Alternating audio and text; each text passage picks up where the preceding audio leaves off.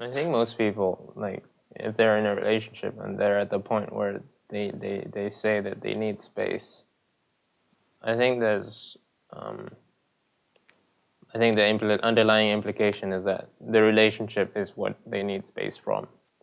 So for me, that's like a sign that yeah, I feel like one of my favorite buzzwords is sustainability. I think, but never in terms of the environment, but it's like the fact that you need that space. It kind of goes to show that maybe your relationship is not as sustainable as you might think it is. Because for me, like just objectively seeing a relationship that like a long-term relationship that goes up and then you need it like a break every few months is like this isn't solving this isn't solving the problems in the relationship. This is just, you know, it's just like putting a plaster on a wound. Yeah, exactly. Exactly. That's well said. So like sometimes, but space isn't a bad thing either. Space could be like you saying that you need space from the relationship because of maybe the way that you've decided to process things in the relationship and the way that you communicate with each other and just basically the general things that you do in a relationship maybe isn't the most beneficial way for you. Maybe your needs aren't being met, and so you need that space to reset and figure out how to make it better. So space can do that too. But you guys have to communicate well during that time even. You can't just block each other out. I think a reset is a good way to put it. Like it Yeah. gives people, I mean, the word is space. It gives people space. But as long as it's communicated properly that it isn't necessarily anyone's fault. Yeah. I'm trying to process what I really think. Obviously, being someone that advocates marriage over dating, again, back to my earlier point that we discussed earlier, like even if when you're married and you need space from someone, it's a stable sort of space because you know you're not going anywhere. You have to work it out or it's just like Yeah. I mean, not to say that it's like you should be afraid of divorce and that should be your main motivation to stay in the relationship. But it's like, it's a commitment, right? And once you view it as a commitment rather than as a choice. Okay, I think that's one of my biggest criticisms of relationships. It's like when it becomes a choice, then there's a lot of because you have so much autonomy. You know what autonomy means? no. You have so much power, I guess. Oh wait, no, I do know what autonomy means. It's like, I was thinking of it in terms of like body parts, like autonomy and autonomy. no. Anatomy.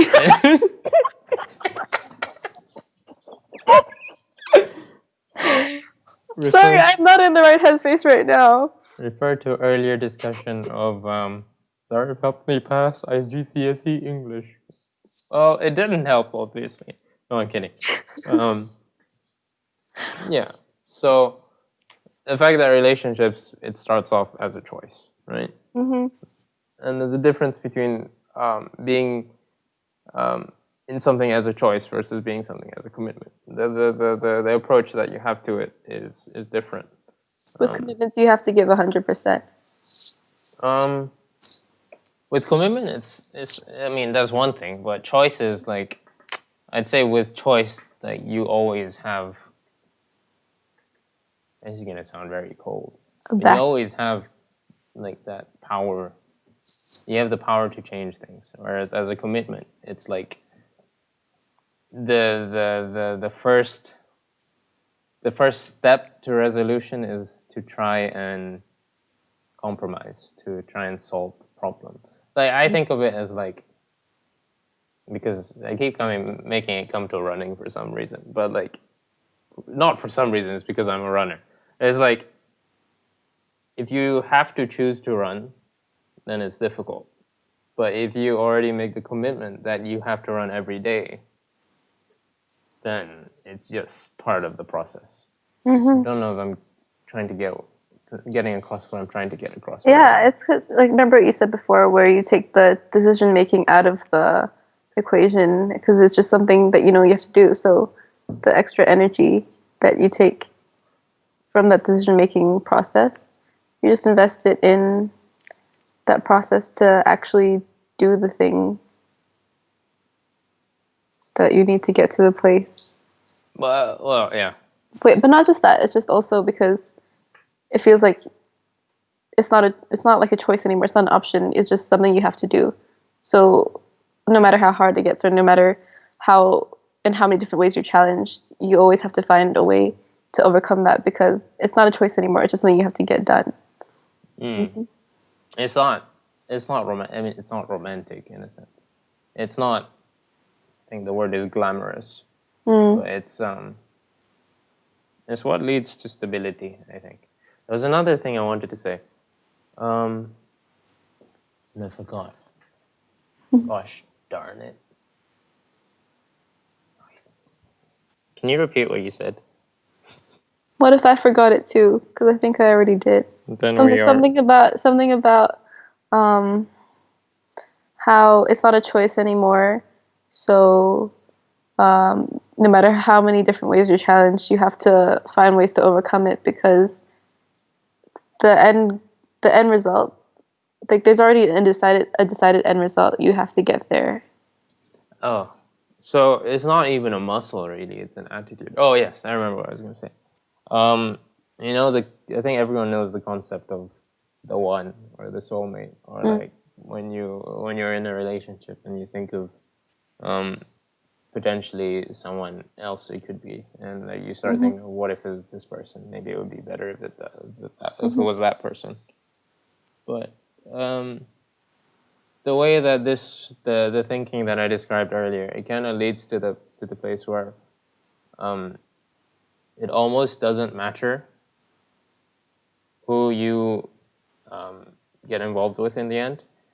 Obviously, with caveats, like I'm not saying that it doesn't matter at all within consideration and wisdom and all that jazz. You know what I'm saying, but like it almost doesn't matter because like the sentence that resonated with me is like it doesn't matter if she's the one.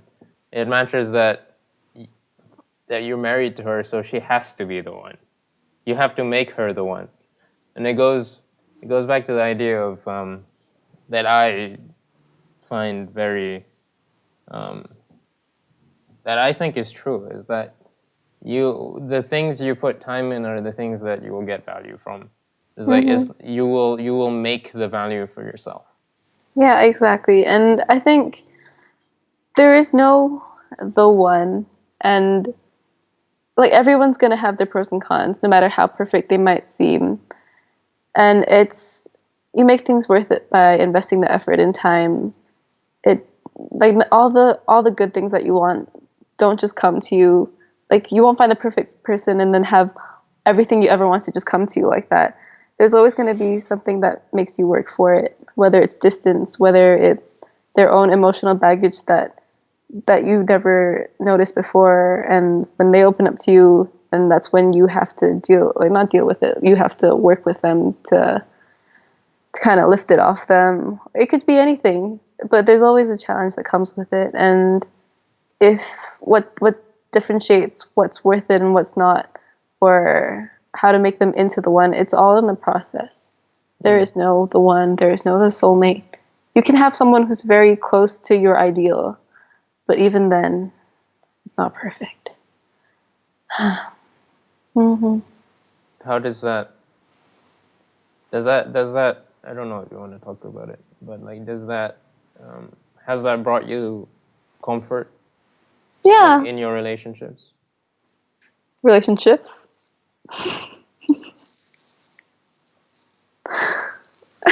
Okay. No, yeah, it has. It has in my relationship. I was talking about past ones as well. You know, gosh. No, I don't know. I'm not really talking about past ones. Let's not talk about past ones. Let's just talk about this one, where like everything I just said is just like it makes sense. It makes sense like in theory to everyone, but it's not really something you realize until you kind of go through it yourself, I feel. Yeah, it does bring me comfort because it kind of, even though it's a relationship and it's not a marriage, it's kind of like, yeah, you have the choice because you're not married, but do you choose to keep your options open, or do you want to invest all your time and effort to this one person to make them into the one? And once you see it like that, then it kind of it changes your attitude into a similar way where no matter what problems you face or how many times it challenges you, you always have to find a way to overcome it rather than think, okay, I don't have to deal with this, I'm out. Because the moment you do that, then everything you've worked for is lost and you have to start again. And maybe you find someone who isn't as compatible, or I don't know. It's just, even if you find someone who's more compatible, going through that process already, it's difficult and it's tiring sometimes. But in the end, it is worth it. But to give up halfway, it's kind of not great. Well, within reason, right? I mean, you can't always say like you have to keep working through things. There's some things, some points where you have to like call it. Yeah, that's why it's always like, sorry, what were you saying? Yeah, I was just gonna say there's some point where you have to decide you have had enough. Well, or something. That's why going into the relationship, you always have to remember your own personal values and your own limits and boundaries, and not just give everything to that one person. Yeah. I agree. I mean, within reason. Yeah. Yeah, I agree. I think it's an attitude, and like it's going back to my earlier point. It's not romantic. It's like, but if you want something to last, you sometimes do have to take the romanticism out of it. Be it friendships or relationships. This is the analogy I see, right? When people say that,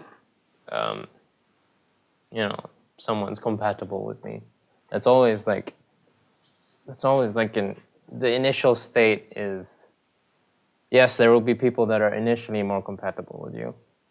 It's like you have two jigsaw pieces and they'll fit better than with another jigsaw piece.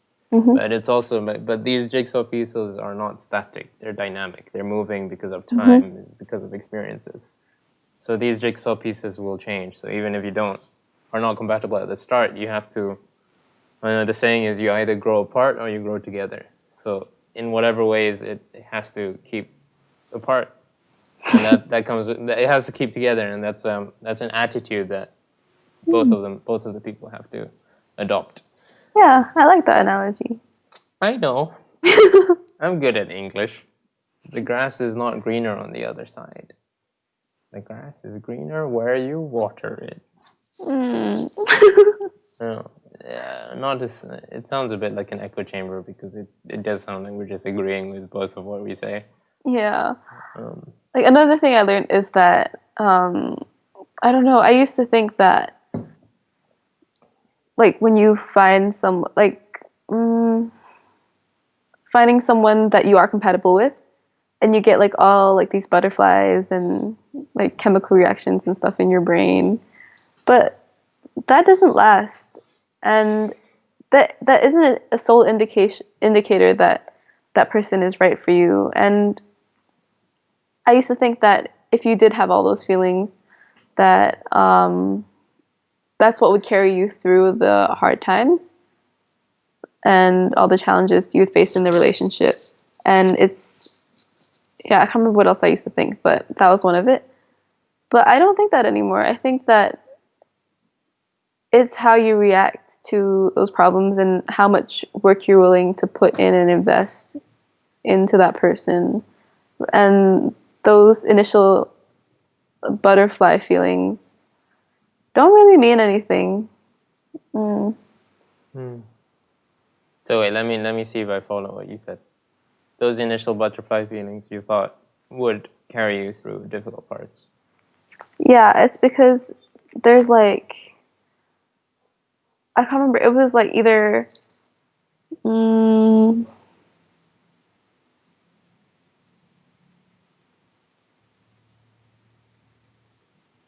like there's the butterflies, and then there's the quality of the person. So say the quality of the person, mm, quality of the person. That sounds kind of weird. Like their Characteristics.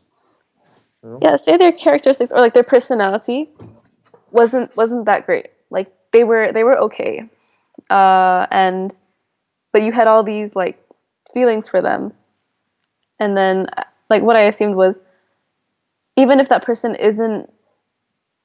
um, isn't great at working through problems, like what would carry you through eventually would be like all your feelings towards that person. Mm-hmm.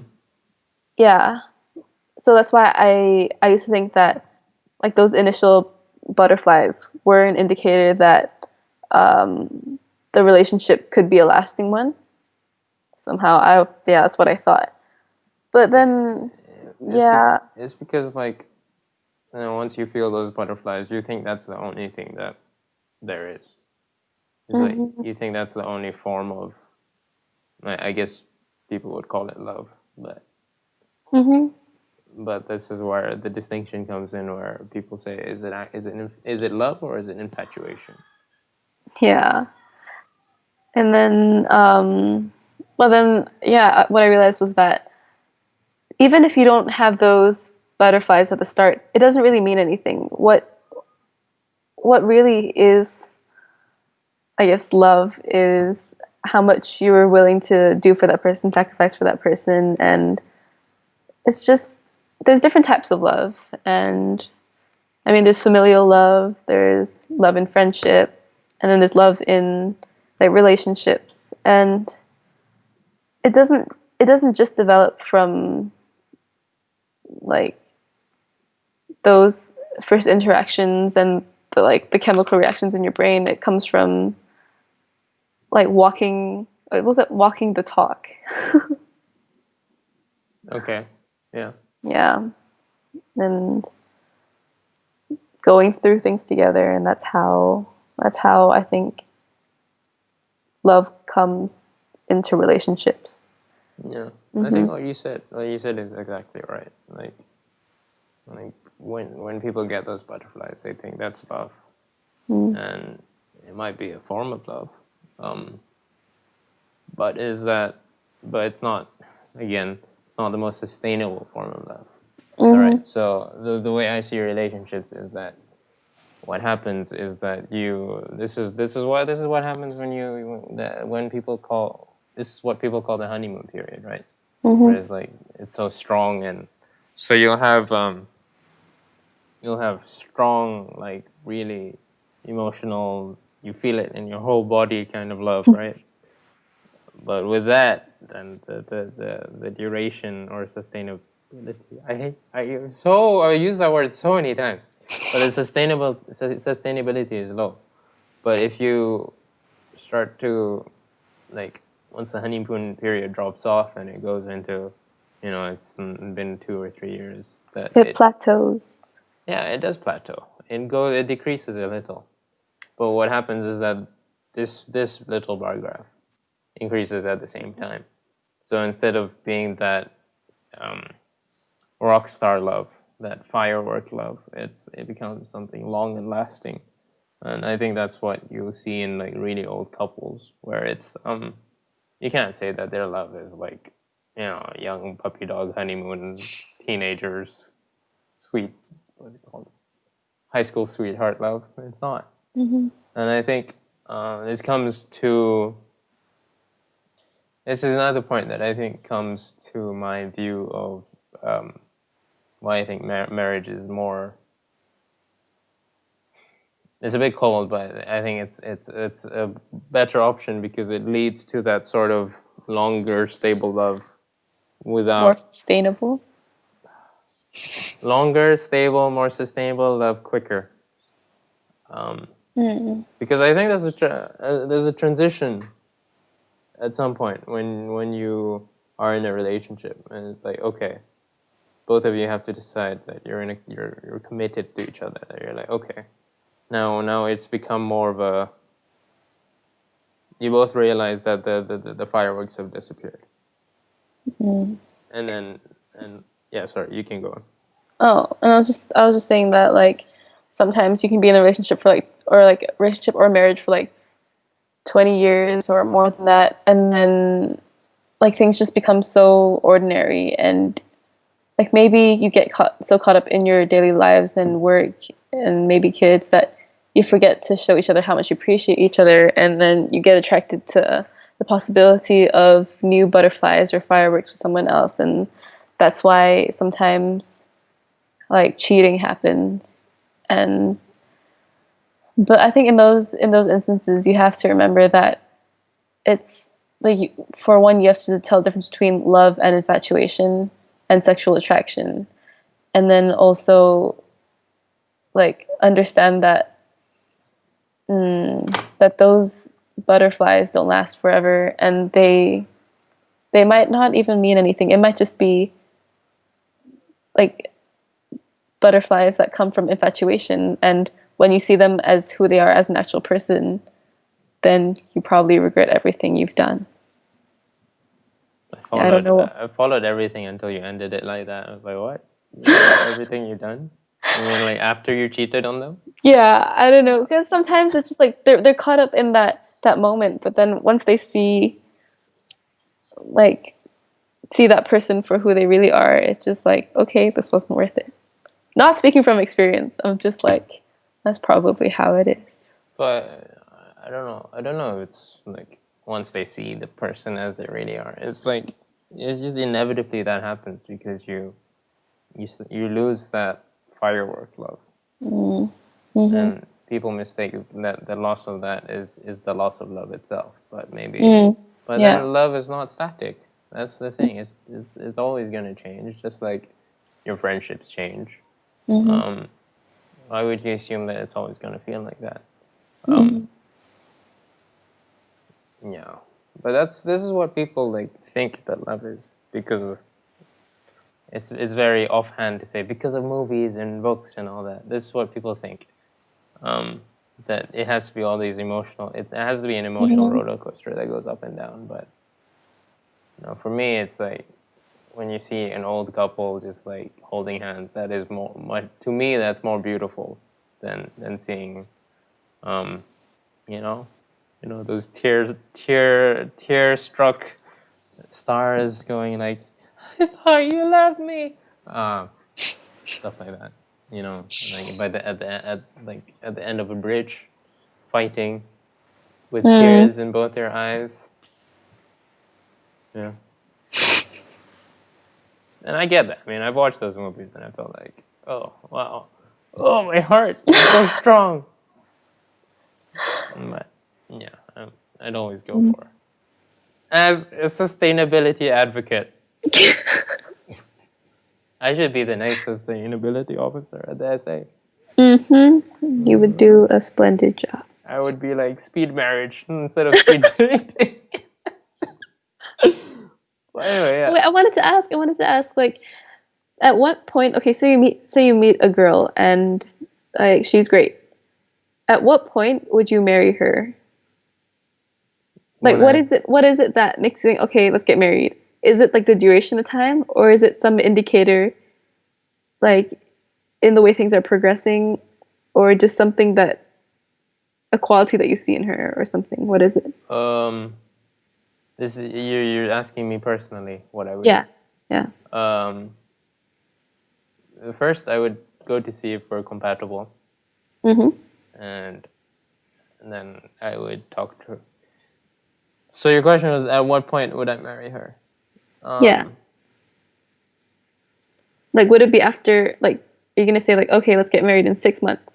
Or is it just go with the flow? Or is it you've reached that certain point and you feel it and you just go for it? Well, I would hope that I find someone that has a similar mindset as me. It's like they want it to be something that lasts. So whatever it is, I think the initial screening process will not be too long, and because I think I like at this point, like I reckon myself a good judge of character, so I think I know what I want in a person. But before all that, I have to be in a position where the door is open to get married. Currently, it is closed because I have no money and no job, which is why I'm not really even considering. I'm window shopping, but I'm not going into the shop. So to all the chicks watching this right now, hold on for a moment. He's not available. That's the cringiest thing I've ever heard. Why would you do that to me? But yeah, I mean, once I've stepped foot in the shop, per se, then I don't know. I talked about this with my sister today, and I was like, Oh yeah, congratulations to your sister. Because when you sent me the message saying that you said you were gonna have a long call with your sister. I don't know if that was a typo or not, but I didn't understand what you meant. Yeah, didn't I explain it? No, I didn't. No, you said that she was like getting robbed, becoming a lawyer. She's getting robed. You misread it.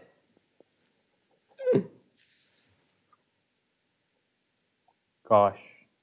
Wait, I swear, you're like she's getting robbed, being a lawyer. And I was like, is getting a degree as a lawyer really expensive?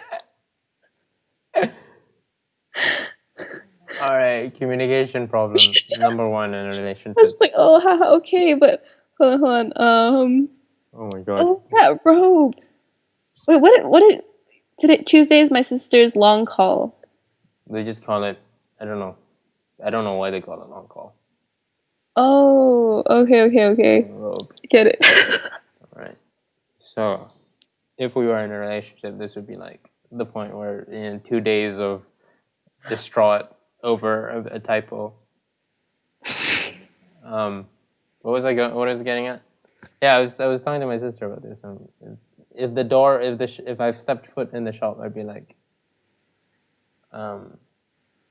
yeah, just like, could you just recommend some of your friends to me? Or like, I'd even go to my mother and be like, just set me up on a blind date with your friend's kid. Not blind, but like, just for like the first step would be to tell my siblings and my parents, like my mother, not so much my father. And I'd be like, so at least they know. I don't know. Yeah. So I don't know. To your question of how long it would take, I don't imagine it would be very long once the door is open. No, but as in, like, say you've already met that person, and like, is there like, what makes you say to her, "Let's get married"? Like, is it something that you'll see in her, or is it just like we'd have to be compatible? Mm-hmm. She would be wanting to get married as well. I would see that her family is. I could get along with her family, and that she could get along with my family. Yeah, but the compatibility, like judging that, you could give it like a duration of time, but then like say you give it like a month, even then, like obviously, yeah, it's not gonna be like you're not gonna see all of a person in a month. Yeah, exactly. But if they were to approach it with the same attitude that I would, I think it could be overcome, whatever comes up afterwards. I mean, this is why a lot of people say, the biggest argument for dating is like you get this period where you are judging the compatibility of a person, right? It's like usually like 2 years or something, and then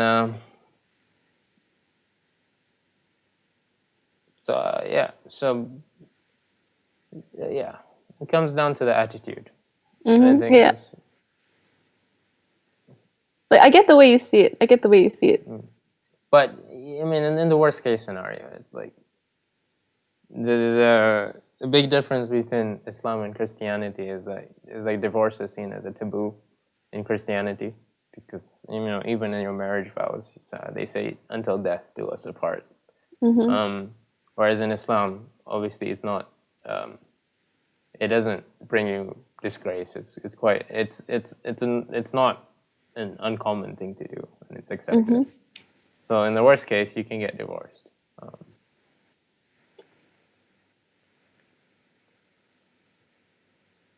And then find someone new.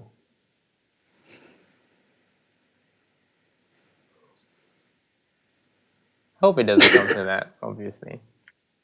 Yeah, I think like everything was going well so far until you said and find someone new, because that's not the point of the attitude. But that's the implication, right? It's like Yeah. like when you date, right? You date someone and you don't think they're compatible after 2 years. You've lost 2 years of your life. I guess you could say the same thing about marrying someone and then divorcing them after 2 years.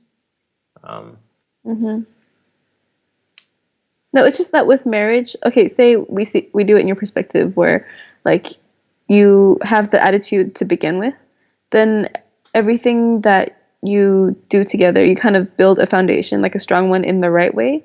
Whereas with relationships, there's so much room for error because the attitude of solving problems no matter what isn't there. So you could find out everything of a person, and maybe the foundation built is really thin and it's stacked, and like the towers are stacked really high.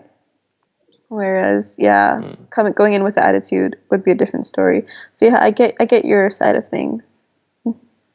Good. The mark of a wise person is that they can hold two opposing thoughts in their head. Thank you. I am very wise, even though I confuse anatomy with autonomy. No, you called it autonomy or something. You took the NA away. But yeah, I'm glad I can talk through. It's like, I think when I was younger, I never really, but firstly, I don't really think I thought that much, well, in the way that I do now. But I'm glad that I've come to at least this perspective through some form of actual thinking. Like, you know how I was like really stressing out about teaching swimming, going back to teaching for the first time in a few months. And then, so it was on Sunday, and I taught from 2 to 6 p.m. And it actually went really well. I'd say it was like the best it's ever gone throughout like the whole time, like the whole 7 months I've been teaching. What, was there anything that you did differently compared to other times? Yeah, I think it was just the fact that I didn't let myself stress out unreasonably. I actually didn't feel stressed at all. Which is I'm gonna take credit for that because of our discussion on Friday. Was it Friday? Saturday, right? It was Friday night. Oh, Friday night, yeah. Yeah, because I just kept thinking, well, okay, it wasn't completely our discussion. It was things like I identified why I was stressed, what was making me stressed, and for me that was the possibility of not being able to correct their mistakes, and then also, and that was maybe due to not having enough knowledge and not having studied enough. So I made sure I did. So like whatever mistake I couldn't fix after that would just be, I would just need help from someone else. So that kind of took away some of the stress. And the other thing was having control of the class, maybe if like I had a naughty kid or something. But then for that, I figured that I just gotta make sure that they don't climb over my head. And I looked at the way other people teach and how they prevent that from happening, and I just kind of copied that, like the fake it till you make it kind of thing. I wouldn't say you copied. That's literally learning. You took it and then you were able to apply it. Well, yeah, it's just like act angry, but not exactly feel angry. But yeah, it's just you kind of mirror what they do, even if you're not really feeling it. So I wouldn't say it's like a genuine feeling, just like you know what works and what doesn't. And then also, I was lucky that the kids I got were really, really sweet and all willing to learn. So that was nice. So even though it was more of a challenge than usual because it's like you have to be 1 meter apart from the kids at least. You can't correct their mistakes by shifting their arm or their foot or anything. So everything has to be like really clear, and you have to like continue to catch their intention and make sure that they understand what you're saying because there's so much input compared to before. Yeah, but in general, I think it went really well. So yeah, it was a bit of a confidence boost, and also yeah, it was due to the fact where, um, actually no, the discussion that we had on Friday, I did use that, but it wasn't the thing that took away my stress for the the teaching in general. For me, it was like I was halfway driving to work and realized I forgot part of my uniform, and then I was like, oh crap, and I started stressing out about it because sometimes because we have this wetsuit and then we wear a rash guard over it. I forgot the rash guard, and sometimes when people forget it, and then suddenly like the boss comes and goes like, "Why aren't you wearing it?" And it's like, "Oh crap!" And then that interaction is like kind of scary. But then I figured, like, I looked at it. I was just like, "Remember what you said? That stress is derived from the possibility of negative consequences, or what was it? What was the other thing you said?" I was gonna say negative anxiety about the future. I think I said. Yeah, that's what you said. Negative anxiety about the future. So if I looked at it and like the consequence would just be like a small short conversation, like why didn't I bring it? And then other than that, there's nothing that they could really do. So it's just like, okay, stop worrying about it. Just take it as it comes because the consequence won't be that bad anyway. And whatever happens, you already know what's going to happen. So leave it. So that's how I sort of thought about it. And honestly, it helped. Beautiful. I am really happy that it was actually beneficial. Yeah. So, but I mean that differs to when you're actually teaching it. Where you said what you did was you basically became more assured of what you knew, and also you copied teachers.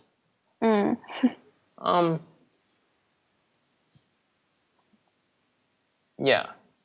You cut out the possibility of stressful situations before they even before they even existed.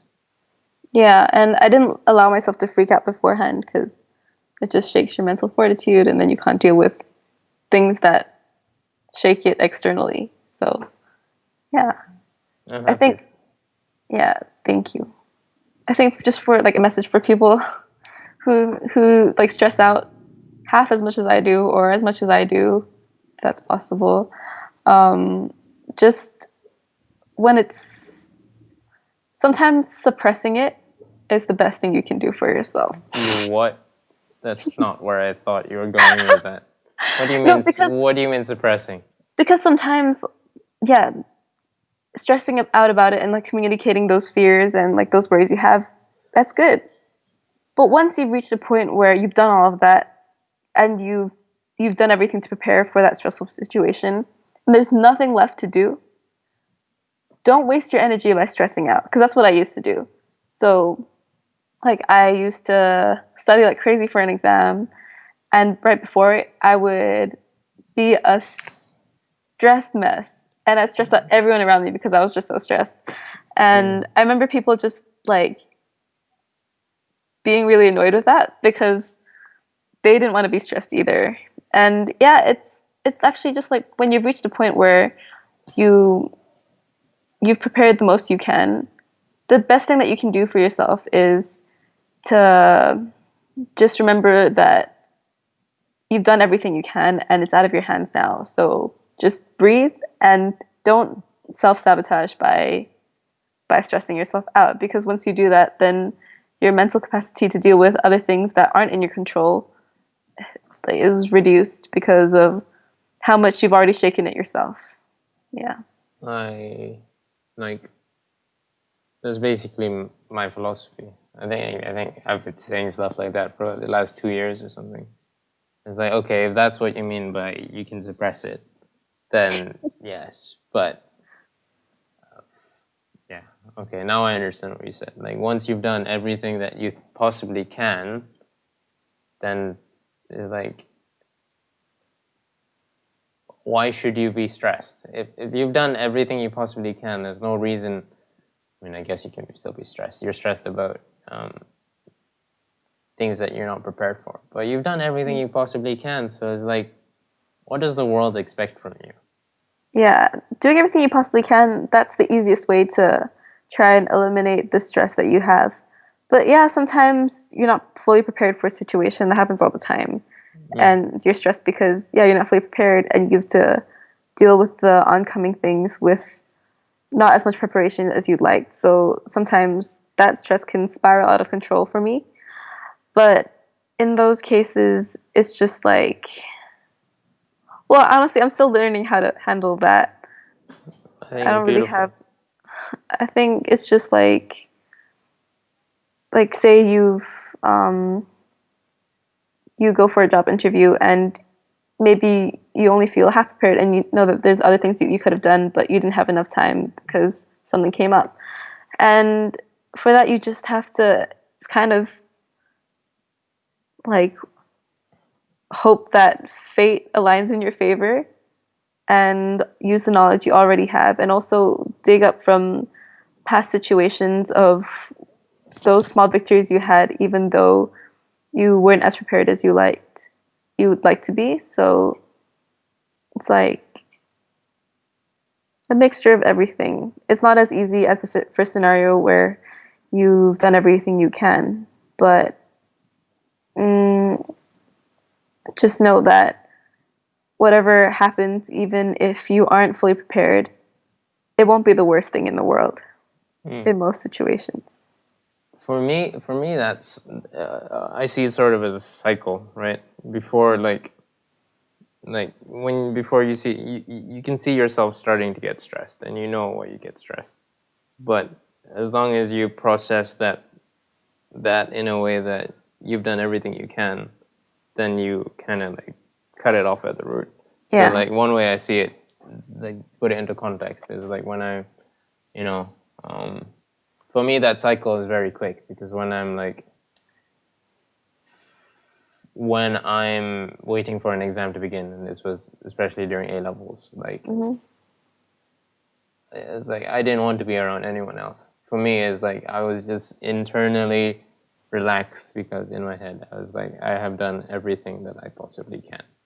And yes, I know that, but you also have to be wise about it, because it's not everything that I possibly can doesn't mean I did every single past paper that existed. And so you have to be wise about it. And this is where studying smart comes in, because I think with exam papers you get to a point where it's a diminishing returns. It's like you're not actually learning anything new. Well, I hate exam papers don't really teach you anything new. So I don't want to say learn anything new. You're not memorizing any new answers. So there's no point in doing more papers. Yeah. So when it comes to that, you're like, okay, no need to be stressed about those papers I could have done, because you have to remind yourself why you didn't do it in the first place. If it was a deliberate decision by your part. If it wasn't a deliberate decision, that's where you can get stressed. Where you're like, oh, I didn't do it because I didn't have enough time. What if? No, stop it there. Stop it there. That's how I feel. Yeah, everything is about. There's so many ways you can manage stress, but cutting it off at the root is always the best. Yeah, but yeah, there's like a lot of different ways where stress comes in, and like for example, the other day I prepared for this tutoring session for this student that I was going to meet for the first time, and I didn't know what to expect. And yeah, I guess there was some sort of worry and stress that came in because, yeah, the fear of like the negative outcome or, It's yeah, fair. yeah, like what if it didn't go well or he didn't like the way I taught or he just couldn't understand me or he didn't learn anything. So yeah, there was all those things. Like even though I prepared because I didn't know what to expect, of course the stress was there. But I think in those situations you just have to know, like hope that your preparation can be like is adaptable to that situation where you need it. That's what preparation is for. Yeah. How'd it go?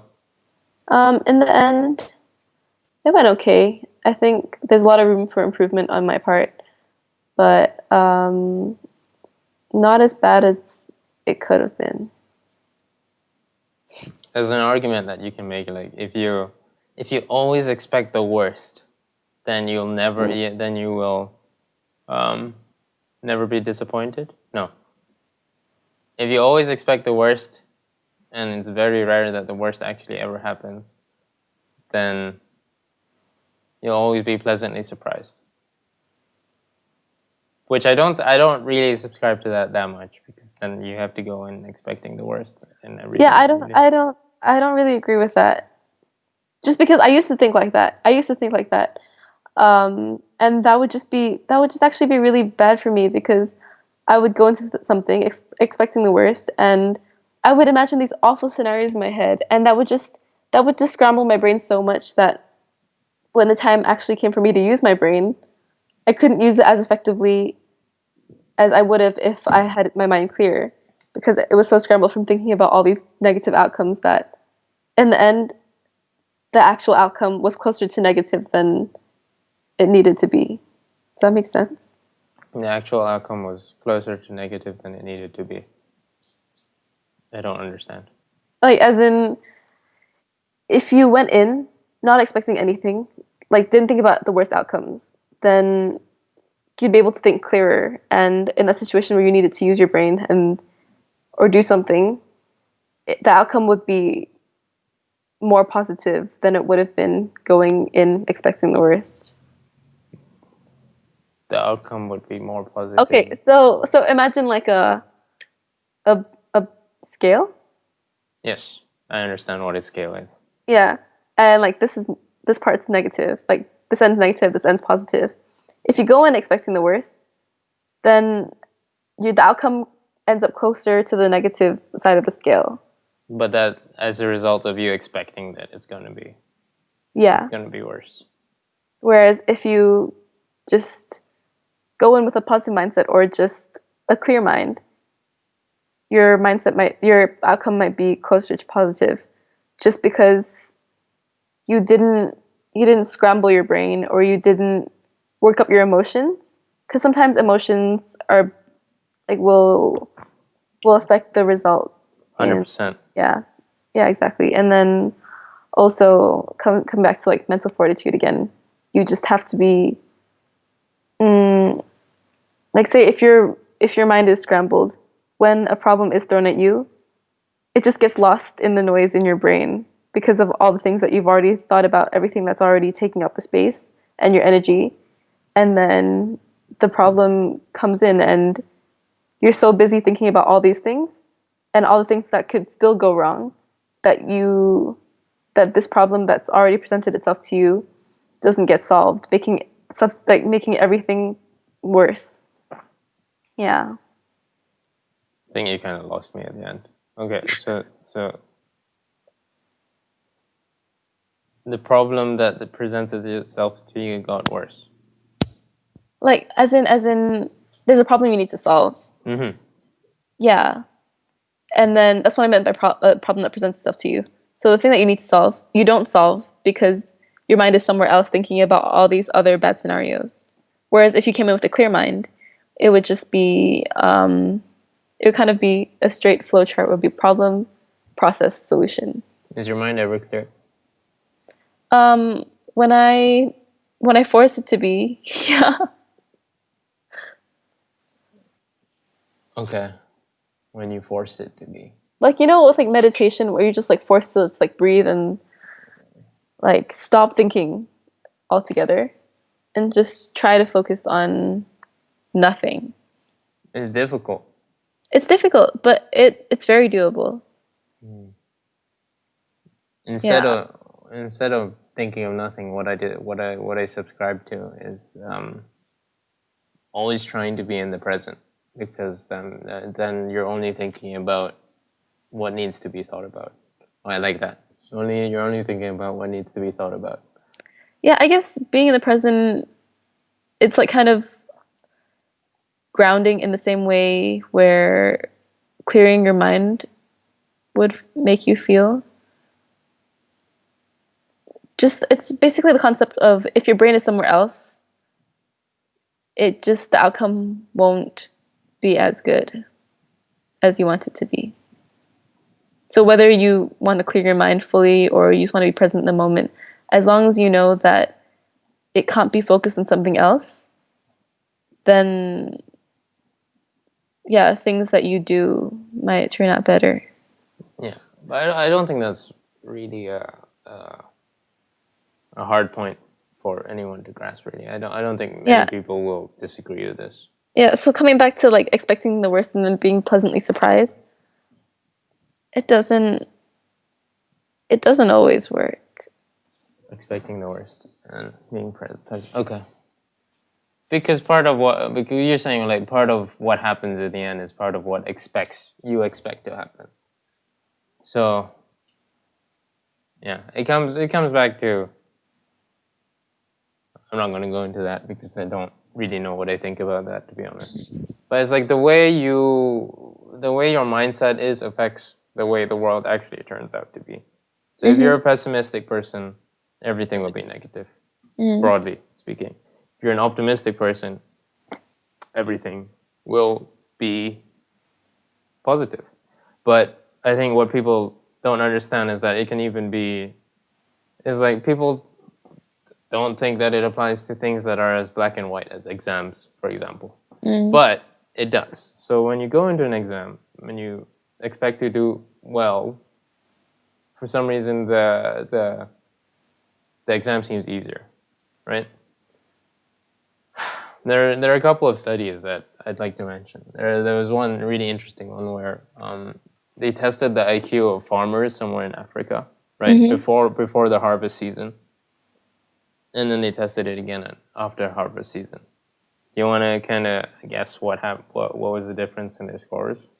And no, what was the difference? There was a difference, but you want to guess what happened to their scores? Their scores were higher after harvest season.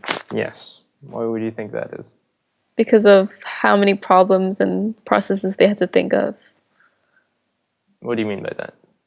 Like, say there was a problem during harvesting, like maybe locusts or something where, I don't know, just any problem that they encountered, and they have to find a way to overcome it. And by overcoming it, that's when they gain knowledge? I don't know. No, it's actually a lot simpler than that.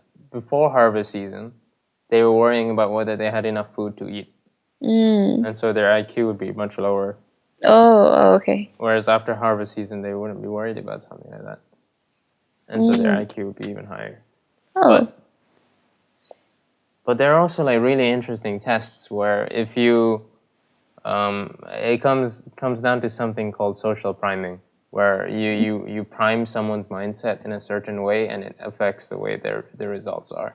So, for example, and then there are ways to do this in social studies for you. Oh, wait, I don't know if I had a conversation with you before where it's like there's two students of a similar ability. You place one in like the class where the teacher calls it the smart class, and then place the other in a class where the teacher calls as the slower class. Slower class. Yeah, I'm going to call it the slower class. Set 3. Oh yeah, and then basically they conform to their environments, thinking like the student A placed in the smarter environment will think, oh yeah, like they'll have more confidence to try things and to attempt things and attempt it with success, whereas the slower student will conform to think that okay, they're slower, they won't be able to solve difficult questions. Yeah, so or maybe am I remembering it wrongly? Because after that, no, I think that was it. I don't really remember now. I don't know what point I was trying to make with that, actually. I think the point you're trying to make is like depending on your situation, depending on your environment, you will act the way the environment expects you to act. Yes. Yeah, there's that. And then, yeah, I think that was it. Yeah. So yeah, that's what I was gonna say. Not that one in specific, but there are like certain studies run where priming is where you're priming the mindset of someone. With usually the best way is for them not to realize that you're doing it. So in one experiment where you prime a set of participants using polite words, they're doing a test that's actually fake, right? And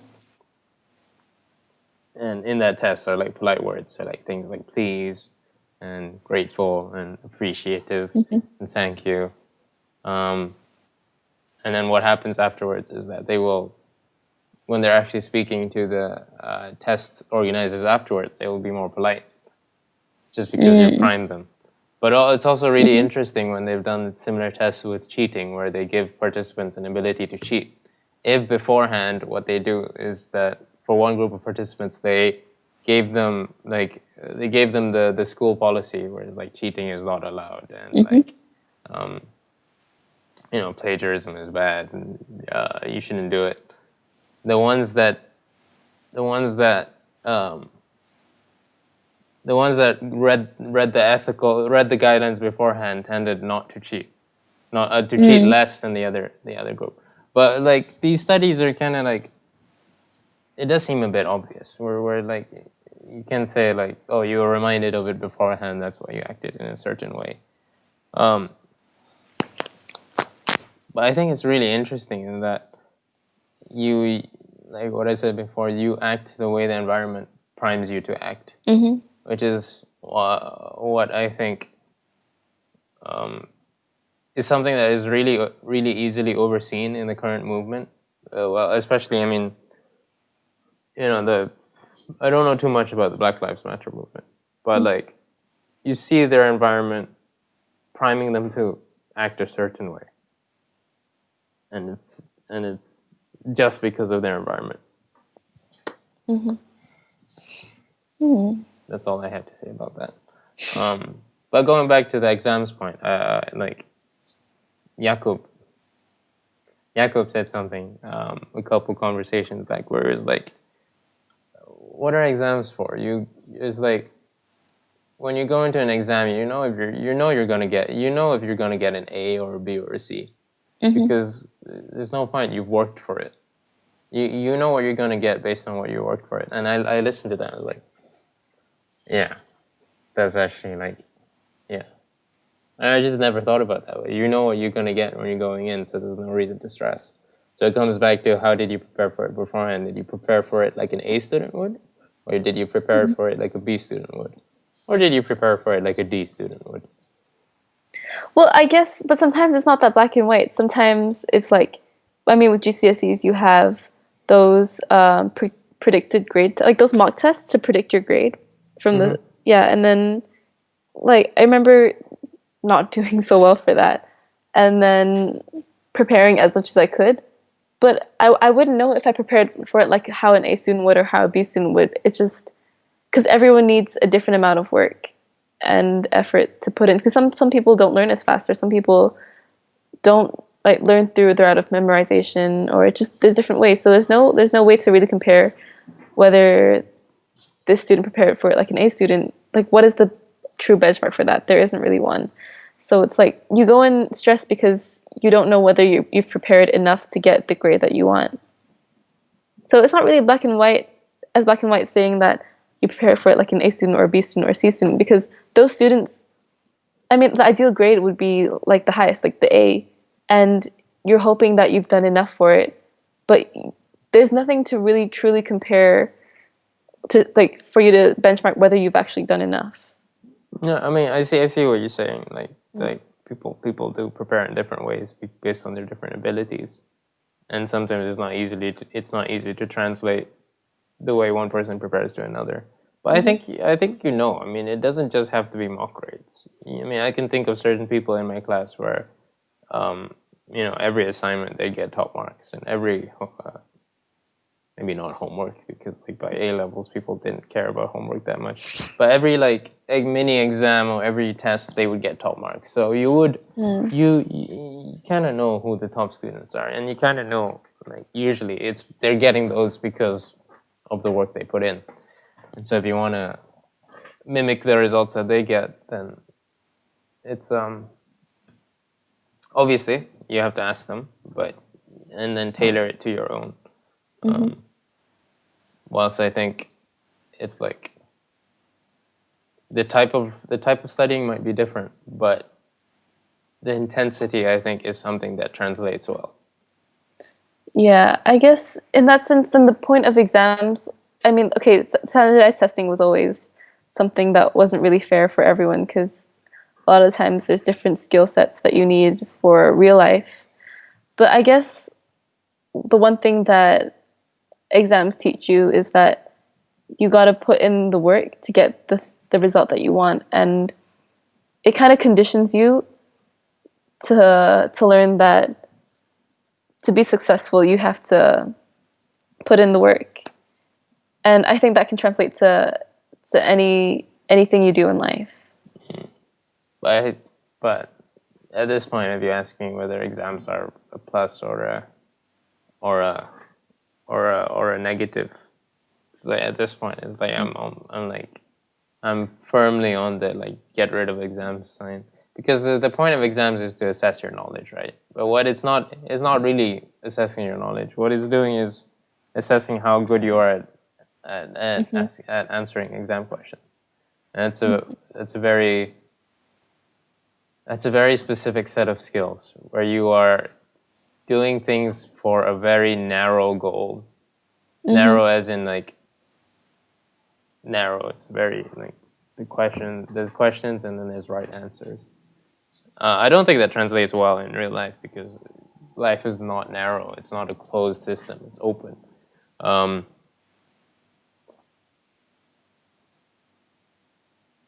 Don't know what else I can say about that, to be honest. Yeah, but then what would your alternative be to standardized testing? Aptitude tests. Even that is flawed. There's no easy solution to this. Ideally you would, like, the teacher and the student would have a close relationship, and the teacher would know the student very well. I like the part in my book, Zen and the Art of Motorcycle Maintenance, where basically the teacher would tell the student to write an essay about the back of their thumb for 1 hour, and then write an essay about one side of a coin for an hour. So there's no right answer to this, and I think schools should. I understand why they have to standardize testing, but like, I think it's much more important that that pupils have that ability to know that there's not always going to be one right answer to things. Okay, wait. Let me just tell you about the book. Yes. My opinions on it. Yeah. I mean, if you ask me, like, in general, I can't really say much about it in general, because there's like a lot of like specific points that I liked, but as a whole, there's not one thing I can say except for it's like the whole time I was reading it, it felt like an adrenaline rush because of the way he described it, and that's why I read the book in one sitting, because I just wanted to see what happened next, and also because if I stopped reading, I probably wouldn't have finished it ever. I don't think that's true. You might. I think it is, because motivation levels are not what they used to be. You realize how like contradictory that is? You're reading a book on motivation and you can't even... all or nothing right now. No, it's like when you're reading it, you think that you can take on the whole world, because he's just like, it's mind over matter. And if you have that outlook in life, like that way, then yeah, theoretically you could achieve the impossible.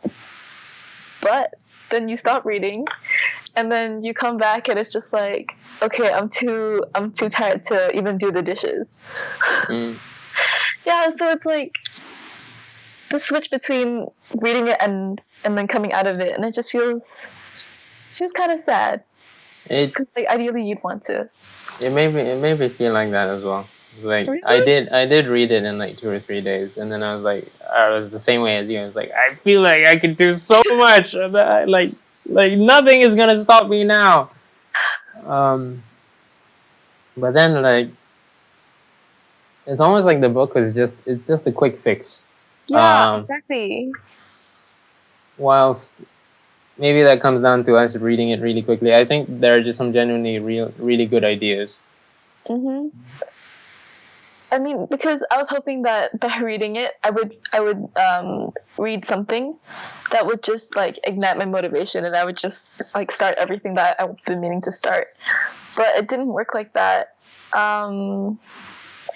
Yeah, but there are some things that I read that I kind of think about to make myself feel better. You wanna talk about any of them in specific? Yeah, starting with any of them. Like, you know, when he was like going through the SEALs training and he had Hell Week.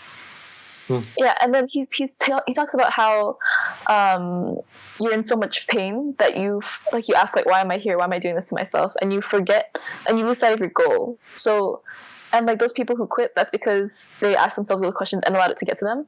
But what he did was that he remembered why he wanted to be there. So I think that like you can apply that to anything that gives you a hard time. Like for me, teaching swimming, so stressful and kind of sucky at times. And so usually when I'm in the pool and I still have like 6 hours ahead of me and like the kids are being so horrible. And then for me, it just reminds me that once you get past this, it just makes you stronger and hopefully things get better. And you shouldn't just let it get to you, because then you just the goal that you're working towards is just gone. Yeah, so that's what I really like. That was my favorite takeaway from that. That was wasn't that like that wasn't too far into the book. That was like maybe 40 or maybe halfway. I think so. Like I folded down the pages of everything that I liked, so it's a lot. That's a good way to read. But I like that. It's and I do agree with that. It's like people do tend to lose sight of their goals. Mm-hmm. I don't think it's obviously what we go through. Maybe not exactly similar to something that Navy SEALs go through. Definitely not. In terms of the Hell Week. But people all the time have that sort of frame of mind where they're asking why are they here. I cannot personally. I don't know if I can really relate to it, because you know everything that you know everything that you want going into it, and you do everything with a purpose, because that's you. No, that's one of the things. Like, I don't think people don't really know like me. That like obviously you know me, but people don't know like if you see me day to day, it's not you won't get that impression. Really? I think that they would. Other people would. You would see me lazing around on my phone. It's always a fight. It's like it's always a fight with yourself, and it's always going to be difficult. But that's the difficult things are the things that are valuable, I think. Mm-hmm. Okay. Any other lessons? I like the cookie jar concept, because that's what I already did. Just like whatever you've achieved and whatever you thought was significant in your life, put it in the cookie jar and then take a bite out of it whenever you needed to, like get that extra push. Like that's how I always look back on my experiences before, and it's like if I achieved this in the past, so like this challenge that seems really hard, because I've achieved this, I might be able to achieve this. And yeah, it's kind of like that. What's in your cookie jar? So when he asked, like, when the book says, like, oh, write it down, and like I already knew going into it that I didn't really have that much, so I started writing it down, and I had like 4 things. That's it's not the number. It's and obviously, and it's not even the thing. It's how that doing that thing made you feel. Yeah, true.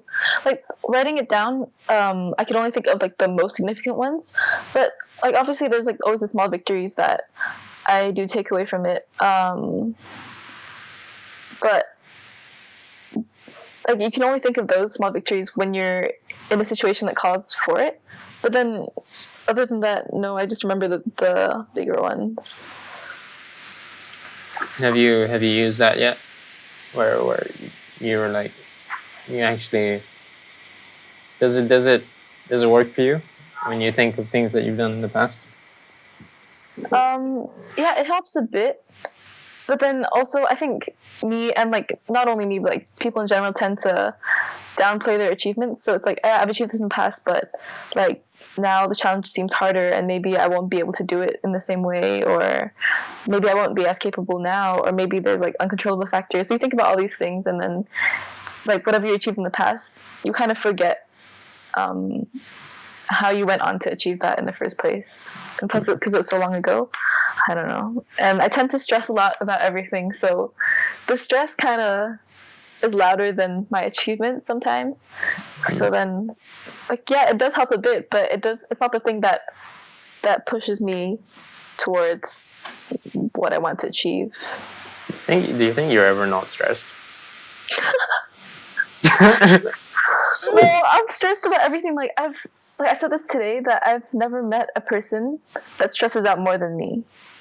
What does being stressed feel like to you? To me, it feels like that everything that you're expected to do or that you need to do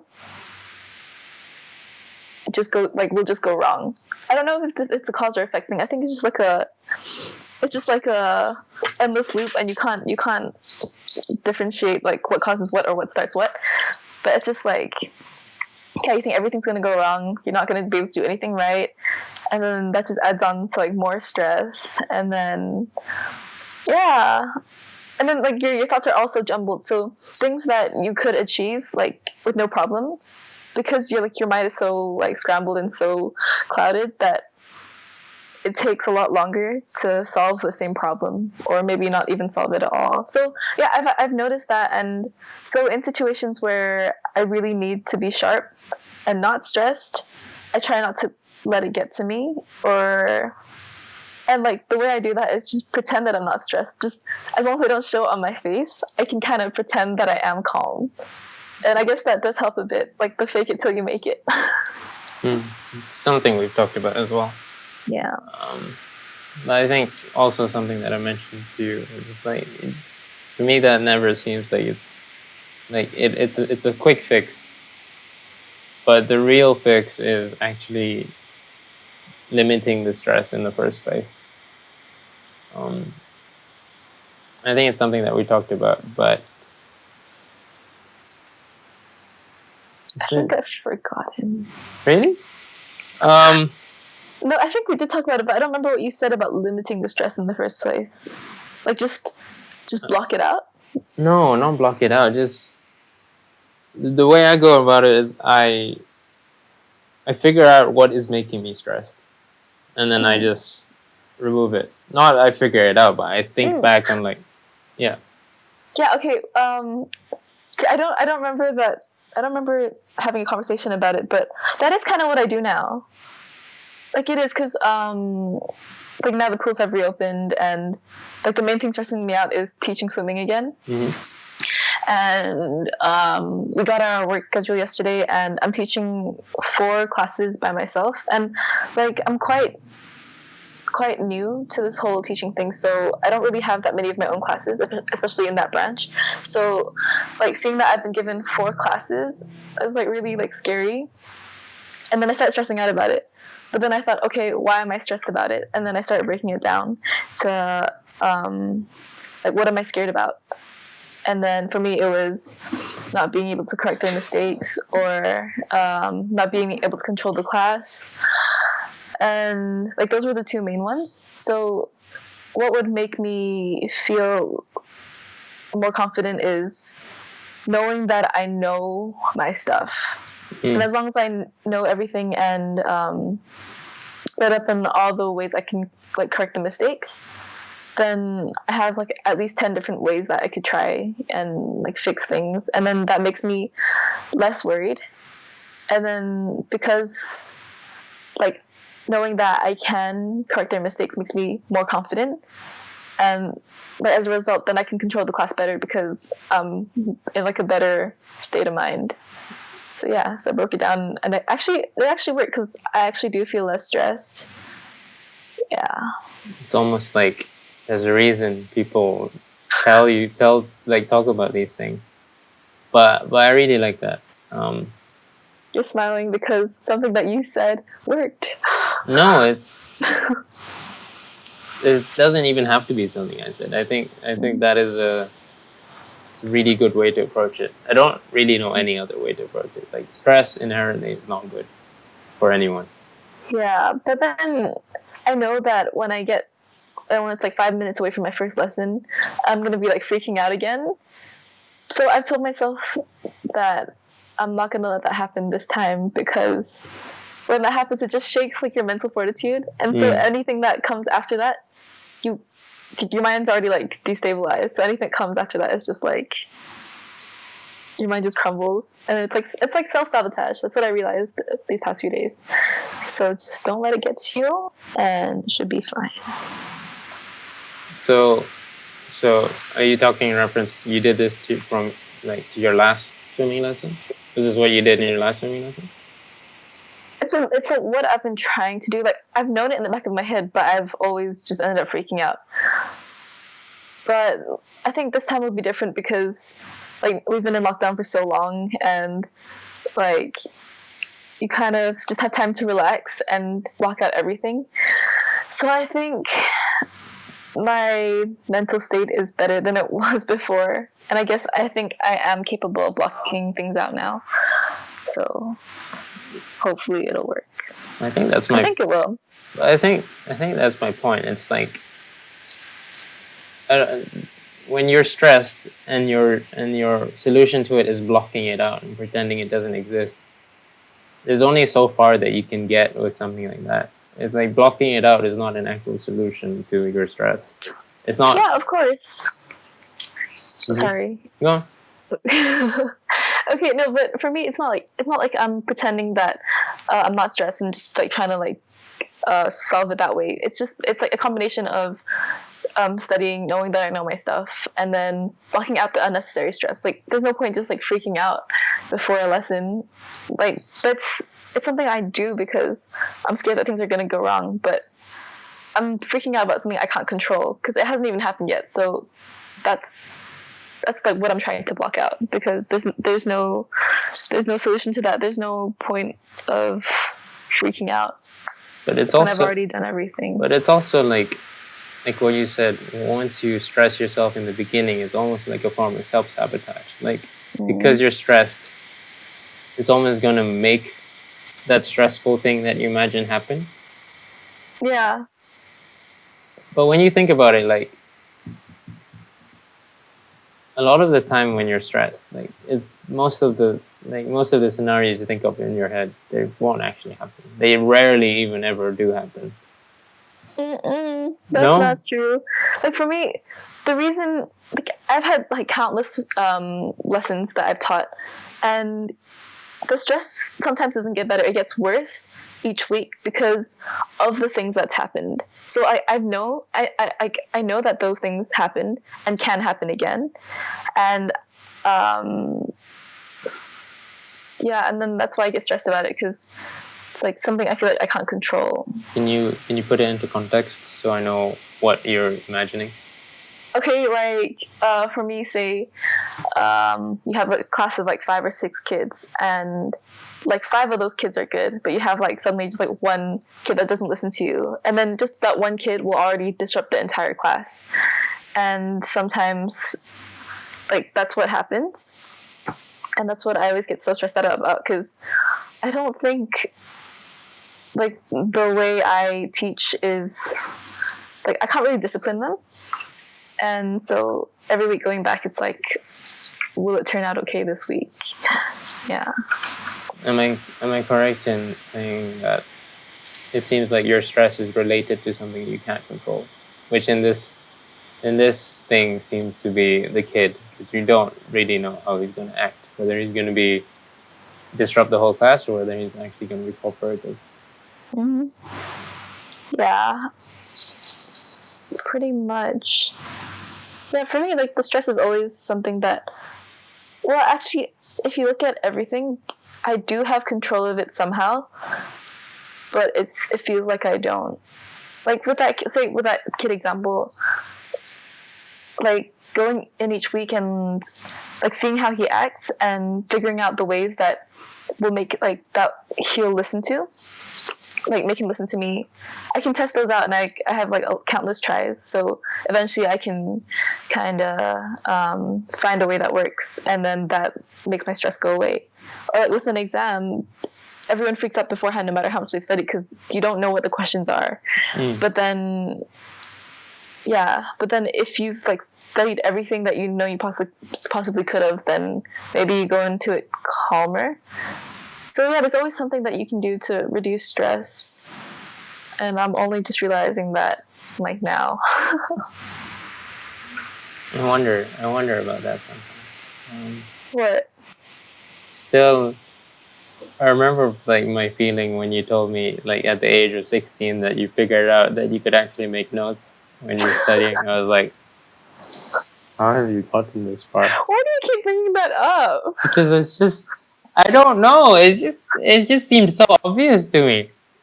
And I'm also partially amazed because you got so far without having to need it, which means that you're actually, you're really smart. No, it's because I've never, like, been, like, properly formally tested until GCSEs, and then, like, so I would just, like, read through the textbook or whatever, and just hope that I remember it. Wait, I wanted to ask you. So it seems like a lot of your stress is to deal with this one kid. It's like not so much the swimming aspect, but, like, in terms of trying to kind of learn what ways work to teach him. I mean, I'm not talking about a kid in specific. I just mean, like, whatever. And no, not just that. It's also like, mistake correction. It's like sometimes when I, like, correct them, it seems like they get worse. Do they actually get worse? Yes, like, I think there were a few instances where it was like that. But even that, you can just say, like, boil that down to getting more experience and looking at more kids swimming that stroke, and then from there you can kind of get the average of how their body position should be like and how they should look like, and from there be better at spotting it and correcting it. Like, there's always, like, a solution for it. It's just that when you're not at that point where you need to be, and, like, that journey to get there, you're still, like, really far away, and you still need to do all that work before you can say that you're not worried about that anymore. So when you're in that position, like, even though you know what to do, you're still going to be stressed about it because you're not there yet.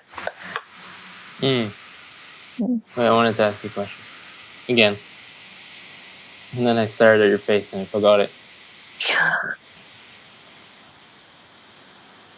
When you try and correct them something, I'm assuming that you check to make sure that they understand what you're talking about. Yeah.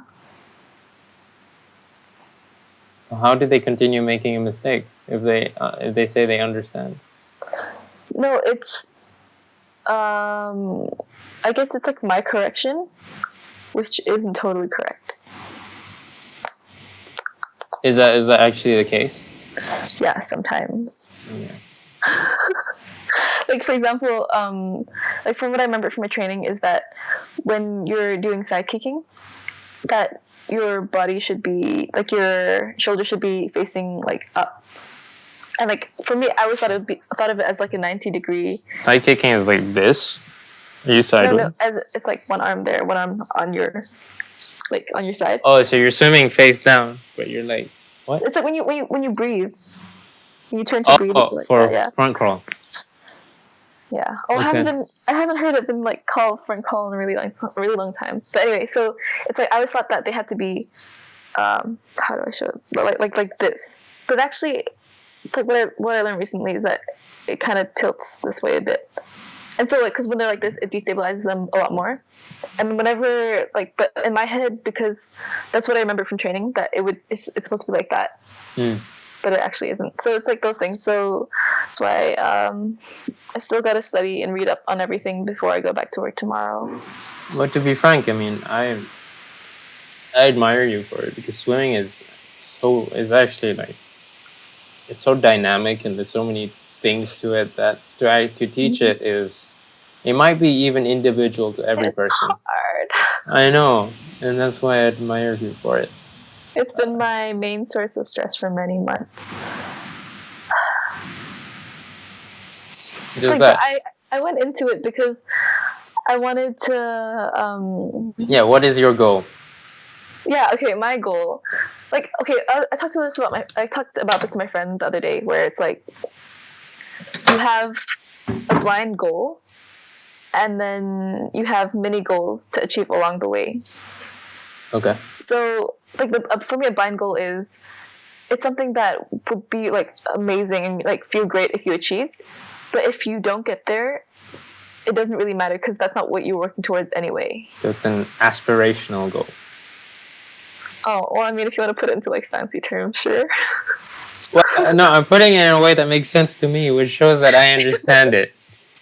Oh, okay. Well, anyway. So it's something that would be amazing if you got there, but is not necessarily achievable. I mean, it's not impossible. Okay, yeah, obviously it's not impossible. Oh, yeah. Yeah, but then you have, but then there's things that you want to learn along the way to become that person that you aspire to be when you reach that goal, sort of. Okay, so in your case? So in my case, like, okay, becoming a certified swim teacher, that would be like the blind goal. But then, like, soft skills, like being able to, like, manage a class and be more confident. Like, confidence was one thing, actually, that I wanted to gain from this. Just because, like, I lack it so much. And the reason I thought that by joining this I would get more confidence is because, like, when you look at teachers teach, just like in the classroom, or like even your coaches, like, you want to listen to them because of, like, when they speak, they just emanate it. It's just like, oh, like, I know you're gonna listen to me, and like, I know my shit, so here, listen.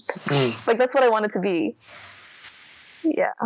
And then, I don't know, just, I remember looking at those people teaching and just feeling like they were like the coolest people in the world, and if I ever got there, it would be like, damn. I don't know if I 100% agree with that. Not in terms of the goal, like, but in terms of the way you get there. I don't think teachers, like, if you were going to follow in the footsteps of a teacher to try and be a teacher, well, to try and be what they embodied of confidence, I don't think they started off thinking like, oh, I want to be confident. I think the way they started off was thinking that I need to know my stuff properly. So I don't really have a problem with I do have a problem, because confidence is just it's such a the goal shouldn't be something so soft. No, not soft. It's just unquantifiable, just like wishy-washy. I don't want to say it's wishy-washy, but it's so like there's unquantifiable is one way to put it, but it's like you'll never be able to tell when you get there. A goal should be it's like a destination. It should be smart, specific, measurable, achievable. We're going into more acronyms. God. No, I know what you mean. And like, generally my goals like are like quantifiable. It's just that, like, for me, because confidence has been such a big struggle my whole life, that just a little bit of improvement, I do feel it. I do notice it. And Yeah, I don't know. For me, it is quantifiable in an abstract way. Okay, it's wait. like, yeah, you can't count it, but I do notice the change. Okay, hold on to that thought. I'm going to restart the call because your voice is not matching up with your lips, and it's really weird. Oh, really? Hello? You're not going to see it. I'm going to see it. I know, but we can check stuff, whatever. Yeah, Okay, one second.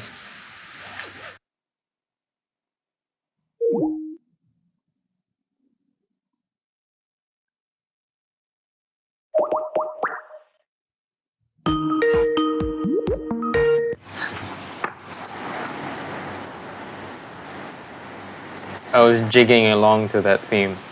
Okay, right. Okay. How about now? Hello? Yes. Hello. Your voice and your words match, and it's wonderful. Your voice and your words, your mouth and your words, and your voice. Okay, so you said it's quantifiable to you in an abstract way, and I don't understand what that means. It means that, okay, how can you justify to yourself that you can only justify to yourself that you're more confident because only in terms of experiences, right? It's like, I'm more confident because I can do this. I'm more confident because I can do this. That's the way you quantify it. So in a way, it's not abstract. It's the fact that you've done something. You're measuring it against something that you have done or that you can do. Yeah, I guess. Well, like, you can't really, like... Well, yeah, okay, I guess so. Okay. So it's quantifiable. You agree with me? Yeah, I agree with you. Okay, I agree with you. You're right. But that's why I have a problem with goals. Like, people say, "Oh, I just want to be generally fit." That doesn't mean anything. Generally fit doesn't mean anything. And if you have a goal as broad as that, it's very hard to take steps towards it because you don't know if you're making steps towards it at all. No, that's why I didn't say it was my goal. I said that, like, okay, imagine it's like it's a theme. A theme? No, it's like a road. And then you have like a road. Triangle road. No, like imagine two parallel lines, and then it's like a board game where it's just like a straight ladder up, and then you have this big thing that says goal. Okay. Can you see it? Yes. Okay, so like goal is circular. Circular, apparently. Okay, go on. I want to hit you. I can't.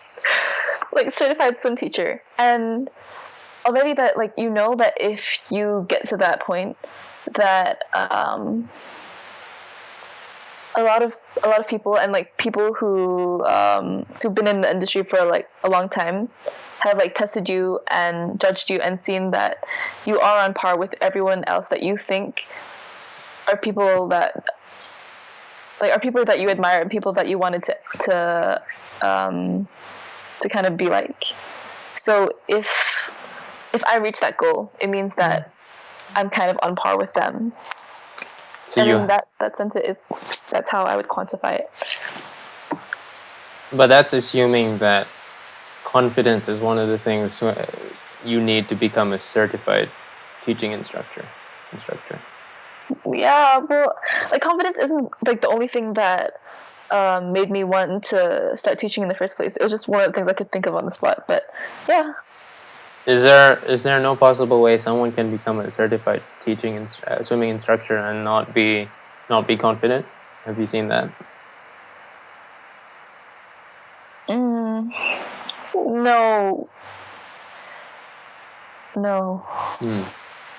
In that case, I still don't see why it's a blind goal, because I think if you continue going down your path, it seems inevitable that you will get there. No, I'm not saying I won't get there. I'm just saying that my focus isn't actually the goal. I don't know. It's not actually the goal. It's just that for me, it's in the short term where it's like, can I manage this class of 8 kids? Can I do it well and not stutter and not freak out while speaking to them? and it's like in those little benchmarks that I finally get there. So it's like if I start, okay, this camera's really short. If I start at the bottom here, and then now you're at the top. Started from the bottom, now we're here. Sorry, go on. You're so lame. Hey. So it starts here, and then each time I feel like I've like taught a lesson well, then I move like a bit closer to reaching the goal. Do you feel satisfied once you teach a lesson well? You're like, have you ever felt like, I think I did that well? Always. Oh, that makes me happy. But then obviously there's been more times where I feel like it was a complete disaster, and then the confidence just goes way down. So it's a constant battle with myself. Does that confidence going down, is that like a bad confidence going down? You're like, bad as in bad as in it's not constructive. That's what makes it bad. Well, if you could identify it as non-constructive, then you would like just shake it off and in the end go back to normal. But for people who start to lose confidence, it's because they think that they really don't have it in them. So it's not really something that you can identify like yourself and think like, oh, okay, being dumb, and then just shake it off. Like you think, oh, because I didn't do this, I'm really incapable, and then that's how your confidence starts going down. And it's not something you can control or just brush off, because that's what you really think about yourself. Do you learn though from those whenever like a class goes not the way you wanted it to? That's still a learning experience, I assume? Yeah, of course. Then in that way, it's constructive. That's what I mean. Constructive in a way that will help future you be confident. Yeah, exactly. That's why. And people get their confidence or whatever they're looking for in different ways, but this was the way I saw would push me towards the person I wanted to be in the future. And that is more confident. But not just, there's more nuance than that. You can't just say more confident, you have to say more confident, or confident enough to be able to teach a class of 25 children. That's like, if you manage to do that, you're some kind of wizard.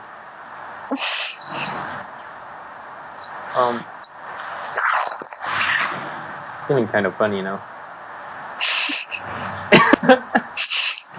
How are you? Thank you for talking to me. Okay. What else have you been thinking about? I don't have that many thoughts. We've talked about 2 things in this podcast, so you've only had 2 thoughts. Yeah, I have 2. Usually I just have 1. Oh. No, but I did think about a lot of things yesterday. I don't remember them right now. Oh, okay, wait, no, there's one thing like in the book, David Goggins. There's one. Huh? Oh, go on. Sorry, I was just repeating his name. Oh, there's like one thing where he says like, callous your mind. Yes. And he says that a lot, like throughout the book, and like I really liked that. I really liked how he put it, because for me, that's kind of how I did things in life. Because a lot of things stress me out, and a lot of things make me uncomfortable, or sometimes make me cry because of like the stress and like how bad everything seems to be going. But I always I don't run away from the challenge just because it makes me stressed or uncomfortable. It's not something that people push me into, and like, yeah, you could just avoid it, like not even try it. But I do, because if I manage to make it to like the end, then it feels like I've learned something and I've become stronger from that.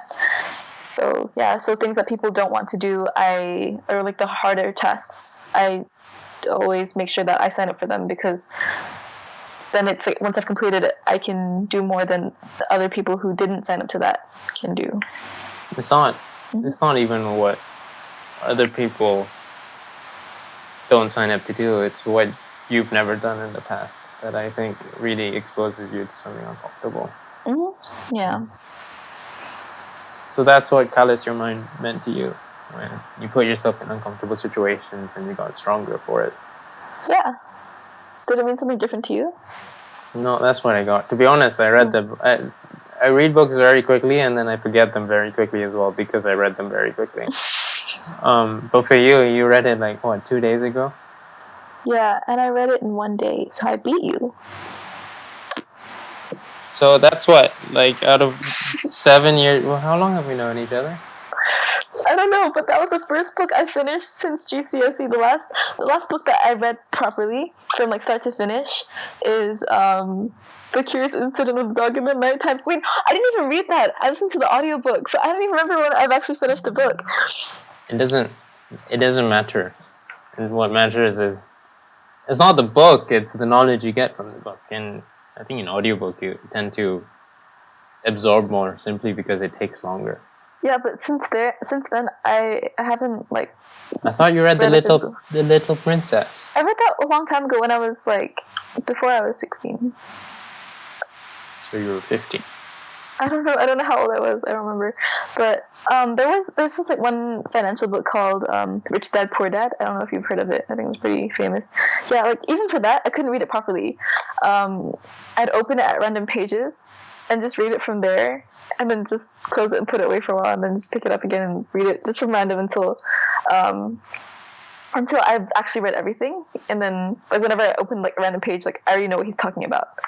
Like sometimes that's just how I do things. You know, for what it's worth, I'm proud of you. Oh, why? Because you read a book and it's not something you've done since GCSE. But to be fair, such a backhanded compliment. Okay, whatever. Continue. Oh, I'm giving it to you straight. I'm proud of you. Obviously, not trying to say it in a patronizing way, but obviously, I like to tease you. You would never. Oh my gosh. Anyway, continue. You done? You done? There's no one right way to read a book, I don't think. Sometimes all you want from a book is just certain chapters. Sometimes, and this is something I'm starting to figure out, like, not every book is worth reading through the whole thing. What? But like, what if like there was a really meaningful concept that was on page 99 and you stopped at page 97? Well, it comes down to what you started the book in the first place for. If you start the book just to know more about a certain topic and only certain chapters have that topic, then you're more than entitled to only read those chapters.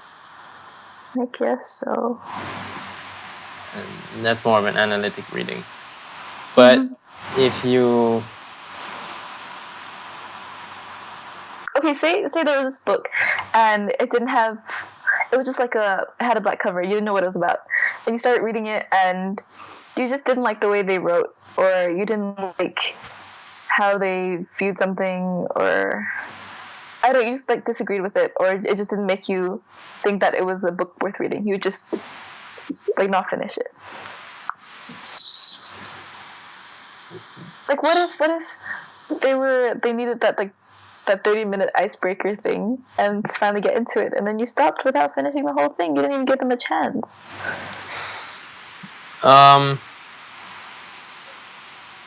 Okay, so there's a difference when it comes to fiction and nonfiction. When you... I don't know what to make of your black book comment with no... like your mystery book comment. I assume there's no contents page or index page or anything. It just starts off immediately. You just have to start reading it. In that case, I think... I don't know, I don't necessarily agree with you can't judge a book by its cover. You shouldn't. But there's always some... You have to set a limit to how much you give a book. And not just the book, but it can be applied to many things. You have to set a limit to how much chance you give someone to give you an impression. I mean, sometimes books are just not... You don't have to read through the whole book. If you... The way I'm starting to approach nonfiction is that once you pick up a book, you look through the contents page. I mean, obviously, you read the blurb.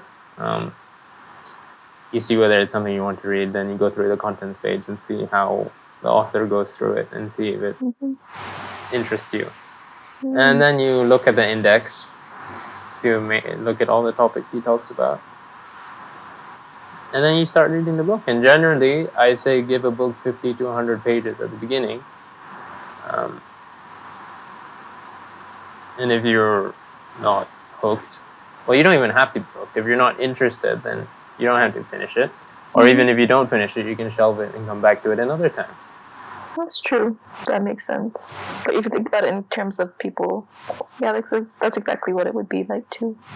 In terms of judging people by the way they look, by the first impression. No, like you give them like a certain amount of chances, and then if they still don't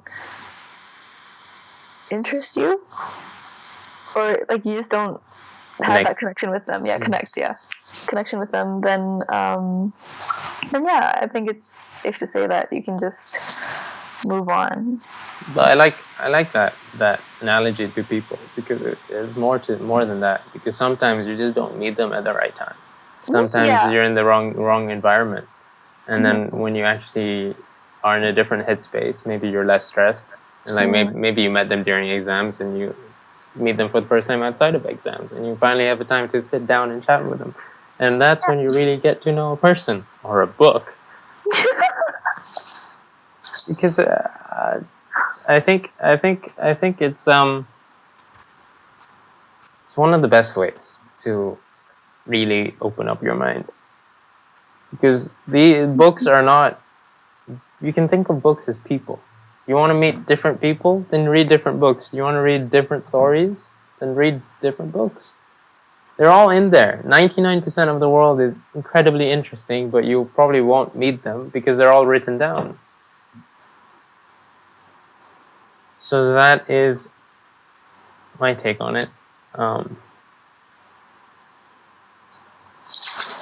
Yeah, but coming back to David Goggins, I'm happy you read it. Like it goes to show, and I hope it shows you that you can read a book in one day if you really want to. Maybe it's just never been the right books that you come to. You've never been exposed to the right books, just like you may not have been exposed to the right people. Yeah, that's true. So yeah, thank you for that analogy. So now it looks like I'll have to keep sending you books to make you keep making you read. I think an element of like why I read it in one day is because you sent it to me, so it made it like that little bit more special. Oh, I am more than happy, even though it took a month. Thank you for going through the effort to send it to me. It wasn't much. It was like click, type your name in, send. But yeah, now you can't use that line. I haven't read a book since IGCSEs anymore. Yeah, I know. I read a book a few days ago. I hope it doesn't stop there. I hope it goes. No, like there's the Habit book that you lent me. I haven't had time to. Like I read some of it, but since then I haven't touched it. But I will get back to it, because like I think you said that only certain parts of the book were helpful, like towards the end. But I like it in general, and I think it's really interesting, and it makes me think about like how I do things and just life in general. Habits are what make you in the end. I think that's a really interesting book. Anything else from David Goggins? So you had the cookie jar, you had Palace Your Mind, you had the first thing you mentioned was gosh, I can't remember. Wait, the first thing I mentioned was the Hell Week one. Hold on, I'm gonna get the book because. Okay. Wait, I've never actually seen a copy of the book because I read it online. So it's like you have it and I don't, and it's like Oh, do you want like to borrow it and like read it again, like as a physical copy? So it feels different. It feels No, that's more yours. real. I'll borrow it and then I'll write a note for you in the middle, in the beginning, because it was my birthday present for you. And then. Okay, wait. The callous mind, and then what else was there? Did you like how the chapters ended with like action points? Yeah. Like, hashtag accountability mirror. Yeah. Like when he had like he added the hashtags and stuff. I was just, it kind of made me think that he was a bit less cool. Yes. Yeah, because it's like no army invincible guy would care about like little hashtags and like small publicity on Insta. But then I realized that maybe he just wanted to see how many people he inspired, and then by thinking about it like that, then it seemed less. Have you actually seen the hashtag? Have you actually searched it up? I haven't looked it up because I, you know how I said that when you read it you feel like you're gonna achieve like a lot, but then when you start reading it you just feel kind of crappy because you're still the same lazy person. So then by like looking up the hashtag, I just feel even worse. That's an interesting concept. Does seeing people's success not like, is that destructive to you rather than constructive? To me, like, it's really bad to say, but I kind of thrive on people's failures. I want to unpack what that means, actually. Because for me, it's like, if I can achieve something that they weren't able to do, then it's kind of like self-validation. If you can't achieve something that they can't, if you can achieve something that you can't do, then it's self-validation. So you're comparing yourself to them, basically. Yeah.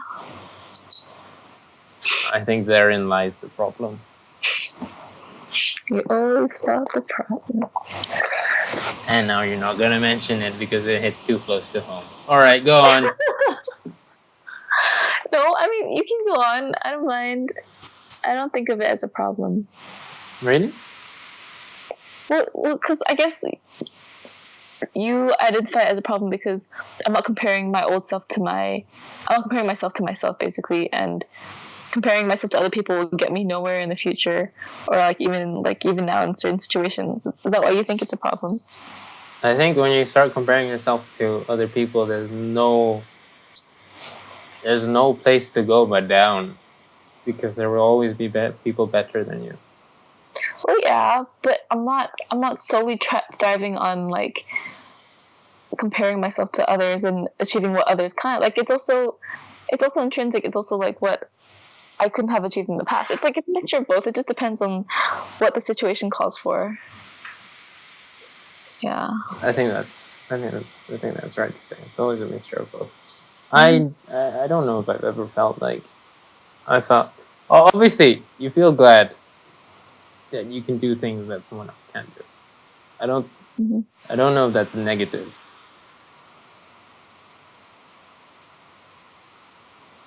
Sorry, no, go on through the book. I'm still trying to think what I'm trying to say.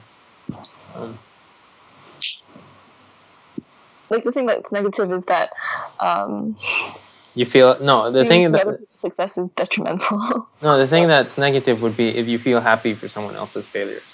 That is. Oh no, that's different. Yeah, I think.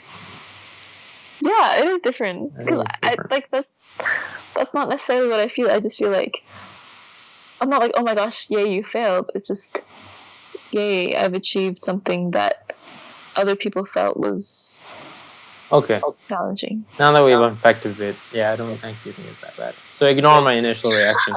That was an overreaction on my part. Sorry for overreacting. You should have seen me when I was 15. I did. I know, that's why I said it. That's why it's a joke. Oh, this part I just folded down because it's talking about the sympathetic nervous system and the parasympathetic, and I just really like that because it's something I learned before, and it's just cool to see sciencey stuff in a place that I didn't expect. Is that a real thing? You know, where he talks about your sympathetic nervous system floods you with good feelings. At least that's how I read it. But whenever I've tried doing that, it's like I don't feel that flood. It's like, where's the flood? Where's me feeling better? It turns out I don't know whether I'm putting myself in a hard enough situation that it actually works. I don't think I have been, because I tried to do it when I'm running. It's like I don't think it works while I'm running because I haven't pushed myself more than I can. But is that actually real? The sympathetic nervous system, it doesn't, like, I don't think he says that there's like a rush of like good feelings. Is that what you took away from it? Yes. Okay, when he says like those mornings when going on a run is the last thing you want to do, but the 20 minutes into it you feel energized, like, is that one of the things that you were thinking of? Maybe I took it the wrong way, but the way it was like he would be he was at the end of a race, and then he like forced himself to think about his achievements, and then he started to feel better. That part. Wait, which part? When he forced what? Where he manufactured the sympathetic nervous system to start working, like during that, like when he was at the end of a race.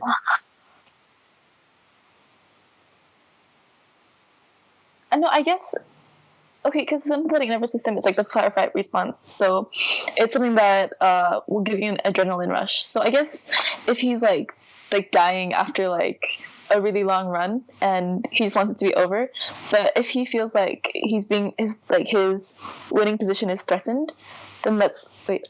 Are you still there? Okay. When it's being threatened, because it's kind of laggy. Like, so I guess when he's like feels threatened, it's like another adrenaline boost because he doesn't want to lose his position, and the adrenaline is what gets him through it. So that comes down to the position that you're in the first place, and it comes back to my point. It's like, I don't think I'm putting myself in a precarious enough situation where I can actually use that. Yeah, I guess for you, like, imagine like you ran a marathon or a half marathon. I don't know your capabilities at this point, but like you push yourself to the limit that you thought was the limit, and then suddenly someone chased you with a knife, or someone stole your phone. I don't know. I guess chase you with a knife because that one seems scarier. And then I guess you even though you thought you couldn't run anymore, you suddenly had this like burst of energy because you wanted to live. I think you're taking fight or flight very literally. Well, no, there's also like in his sense where like he just didn't want to lose, and like that was something he really, really cared about. And so in that context, the thing that you really, really care about is your life. Oh. But in his context, it was wanting to win a race, or rather not wanting to lose a race. Mm-hmm. I think I've been slacking off in my running for a while. It's been a bit difficult to balance between my internship and running, and it's like I need to set a goal again. So I know I can run a half marathon. Like, I know I can do that. I've done that 3 times. So now I wanna see what else I'm capable of. There are things that I should test myself on. Maybe I should run 2 half marathons 2 days in a row. What? Oh, okay.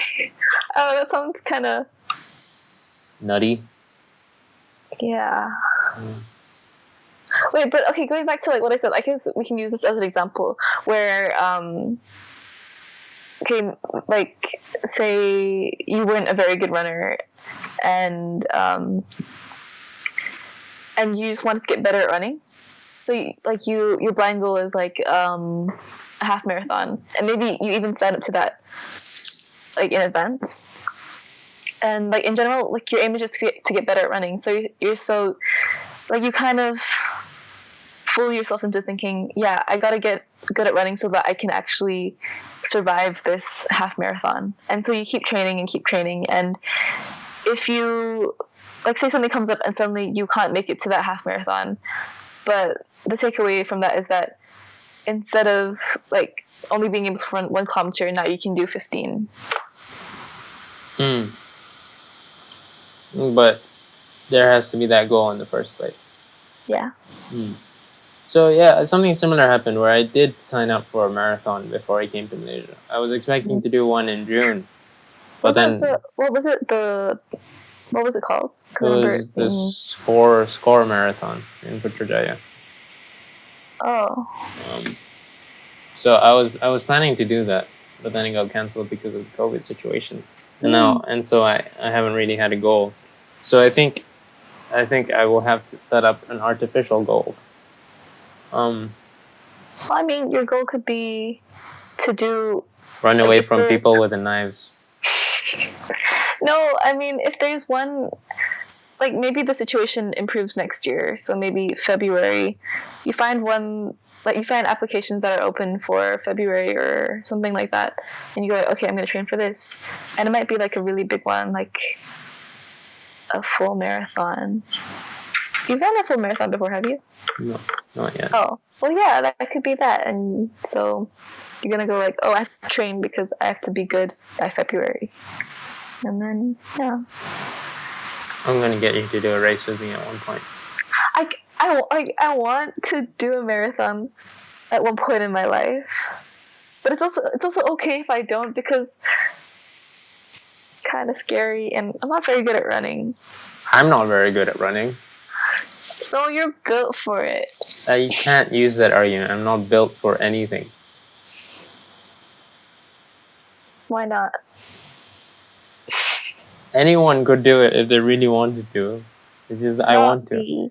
But I want to, but I don't want it enough to. Yes. Like maybe like when I turn 40 and I'm like, okay, my best days are behind me and I just feel a lot physically weaker than I was in the past. And to prove to myself that it wasn't, I would sign up for the marathon. And like that feeling of not feeling as strong as I was in the past, like that crappy feeling would like push me to train harder than I would train now. And then eventually I would get there. So you never know. But if you did a marathon now and then you were 40 and you were like, wow, I did a marathon when I was 22. Yeah, and then I think, I can't do one now because I did it when I was 22. That's not what I was getting at. I was going to be like, wow. That's how I think. No, but then you'd be like, if you ended up doing something even better than a marathon, then you'd be like, whoa, look at me now. I think I would die. But I think that tails nicely into your blind goal of being a swimming instructor. In this situation, my blind goal would be to run a marathon. It's not running a marathon per se, but everything that comes with it, like with you as a swimming instructor, the confidence, it's the ability to be able to teach a class without stuttering, like you said. And for me, it's like, you remember like that amount of time you have to sink into that, the amount of organization, time management, the amount of early mornings you have to go in. That is what I will get from it. It's not the goal. Exactly. Yes. Yes. I understood you.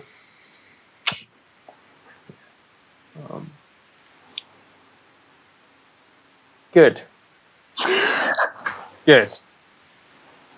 I feel like this conversation has become less awkward than it was at the start. I was like actively thinking about this like the whole entire time. You've been thinking about that? I was thinking, okay, like this conversation seems a lot smoother than it was just now. So I mean, like the awkwardness level is reducing. I told you that's what happens. I'm saying there's a 20-minute period where I have to do a lot of the talking to break the ice. I feel like it was like an hour. No. It's like 20 minutes. Okay. It was right after you said, oh, this podcast is so awkward. Oh, wait, what was it, the motorcycle book? I have so many mixed feelings about the book. I don't think you should read it. What? I think you should read 200 pages and stop there. Why? Because first, the book the book gets exponentially harder to understand. Like I stopped understanding anything after page 250. And it's like a 450-page book. So you're gonna reshelve it and come back to it at a later point in life when you might be able to understand it. Not even that, but Not really? did you listen to my podcast with Jaco, or you didn't? No. Okay. I'm only asking that because you said you checked it out. But anyway, the book has the premise that it's this guy going on a motorcycle journey, and what he's doing is retracing the steps, which you later find out. He first calls it a ghost, but you later find out that it's his past self. Oh. So he's basically trying to find out what his past self was thinking. But the thing with the past self was that he was categorically called insane. So what happens as you start to follow his train of thoughts, you start to see where it starts to get really convoluted, and it's really hard to follow what he says. Not that there isn't any ideas, but basically if you try to make sense, then you're trying to make sense of an insane person.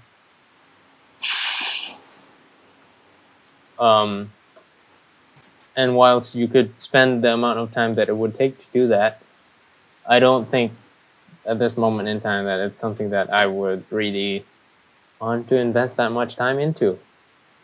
Well, did you have any takeaways from the book? I had a couple. I don't know if it's immediately applicable to me, but I think it's going to be one of those books that I think about for a while, but not that I really act on. It's one of those books that I'm glad I read, but just for the virtue of being so weird, I'm going to keep thinking about it. Some takeaways. There's a difference between the classical and what he calls the classical and the romantical side of thinking. So what he says in reference to motorcycle maintenance, right? So the classical side would be basically the things that are there. So how the motorcycle is this thing, and then it's divided into this thing, and it has the engine and the wheel, and you can divide it into all these parts. There's classical mechanical thinking. You can call it more logical. And there's a romantic way of thinking, which is more how the parts work to give it life. I think that's a really nice way to put it. But it's a more emotional connection you have with an object. It's the idea of it rather than what it actually is. So when you ride a motorcycle, it's the feeling you get of freedom, or the feeling, the romanticism. That's why it's called romantic. And so the whole book is just trying to connect these two ideas and try to make sense of it. And then it starts talking about quality. And I like that. Because then it's like you know how it has like a kind of Buddhist teaching vibe. I mean like Zen and stuff, whatever. I don't know if it has. I don't know if you would call it a Buddhist book. No, not that it's just that the way like with Buddhist teachings, it's kind of wishy-washy. Oh my god, yes. But it has a point. But you have to be in the right headspace to see that point. But anyway, so with Buddhism, it's like you reach enlightenment by letting go of all the worldly temptations, or like having no attachments, basically. Okay. So if you can identify the classical and the romantic versions, then you can kind of let go of every object that you thought was really important to you. How does that work?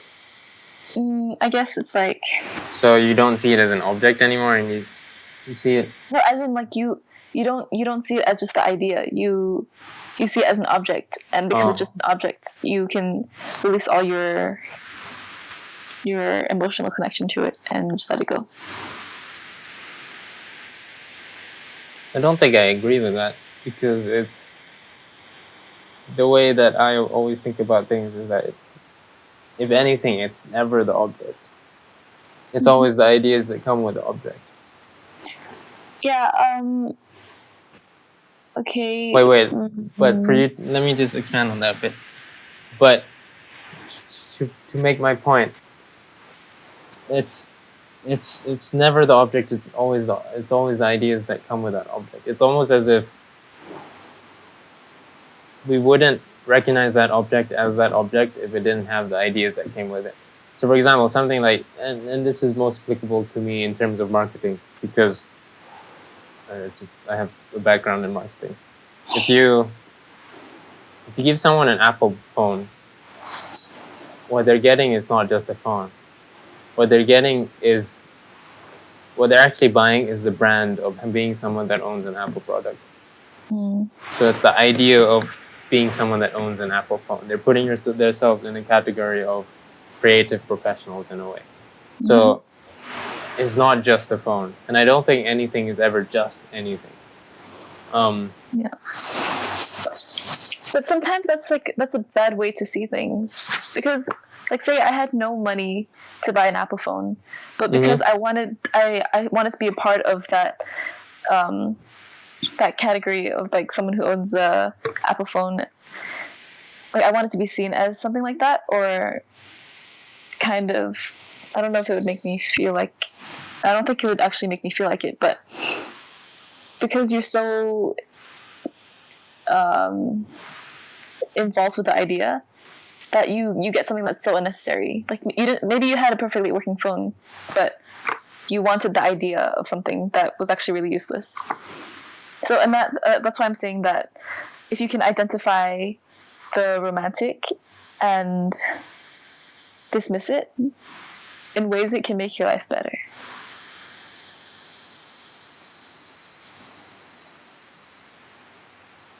I think I get that. That if I don't know if I can get that actually. I don't know. Like, I'm kind of confused too now.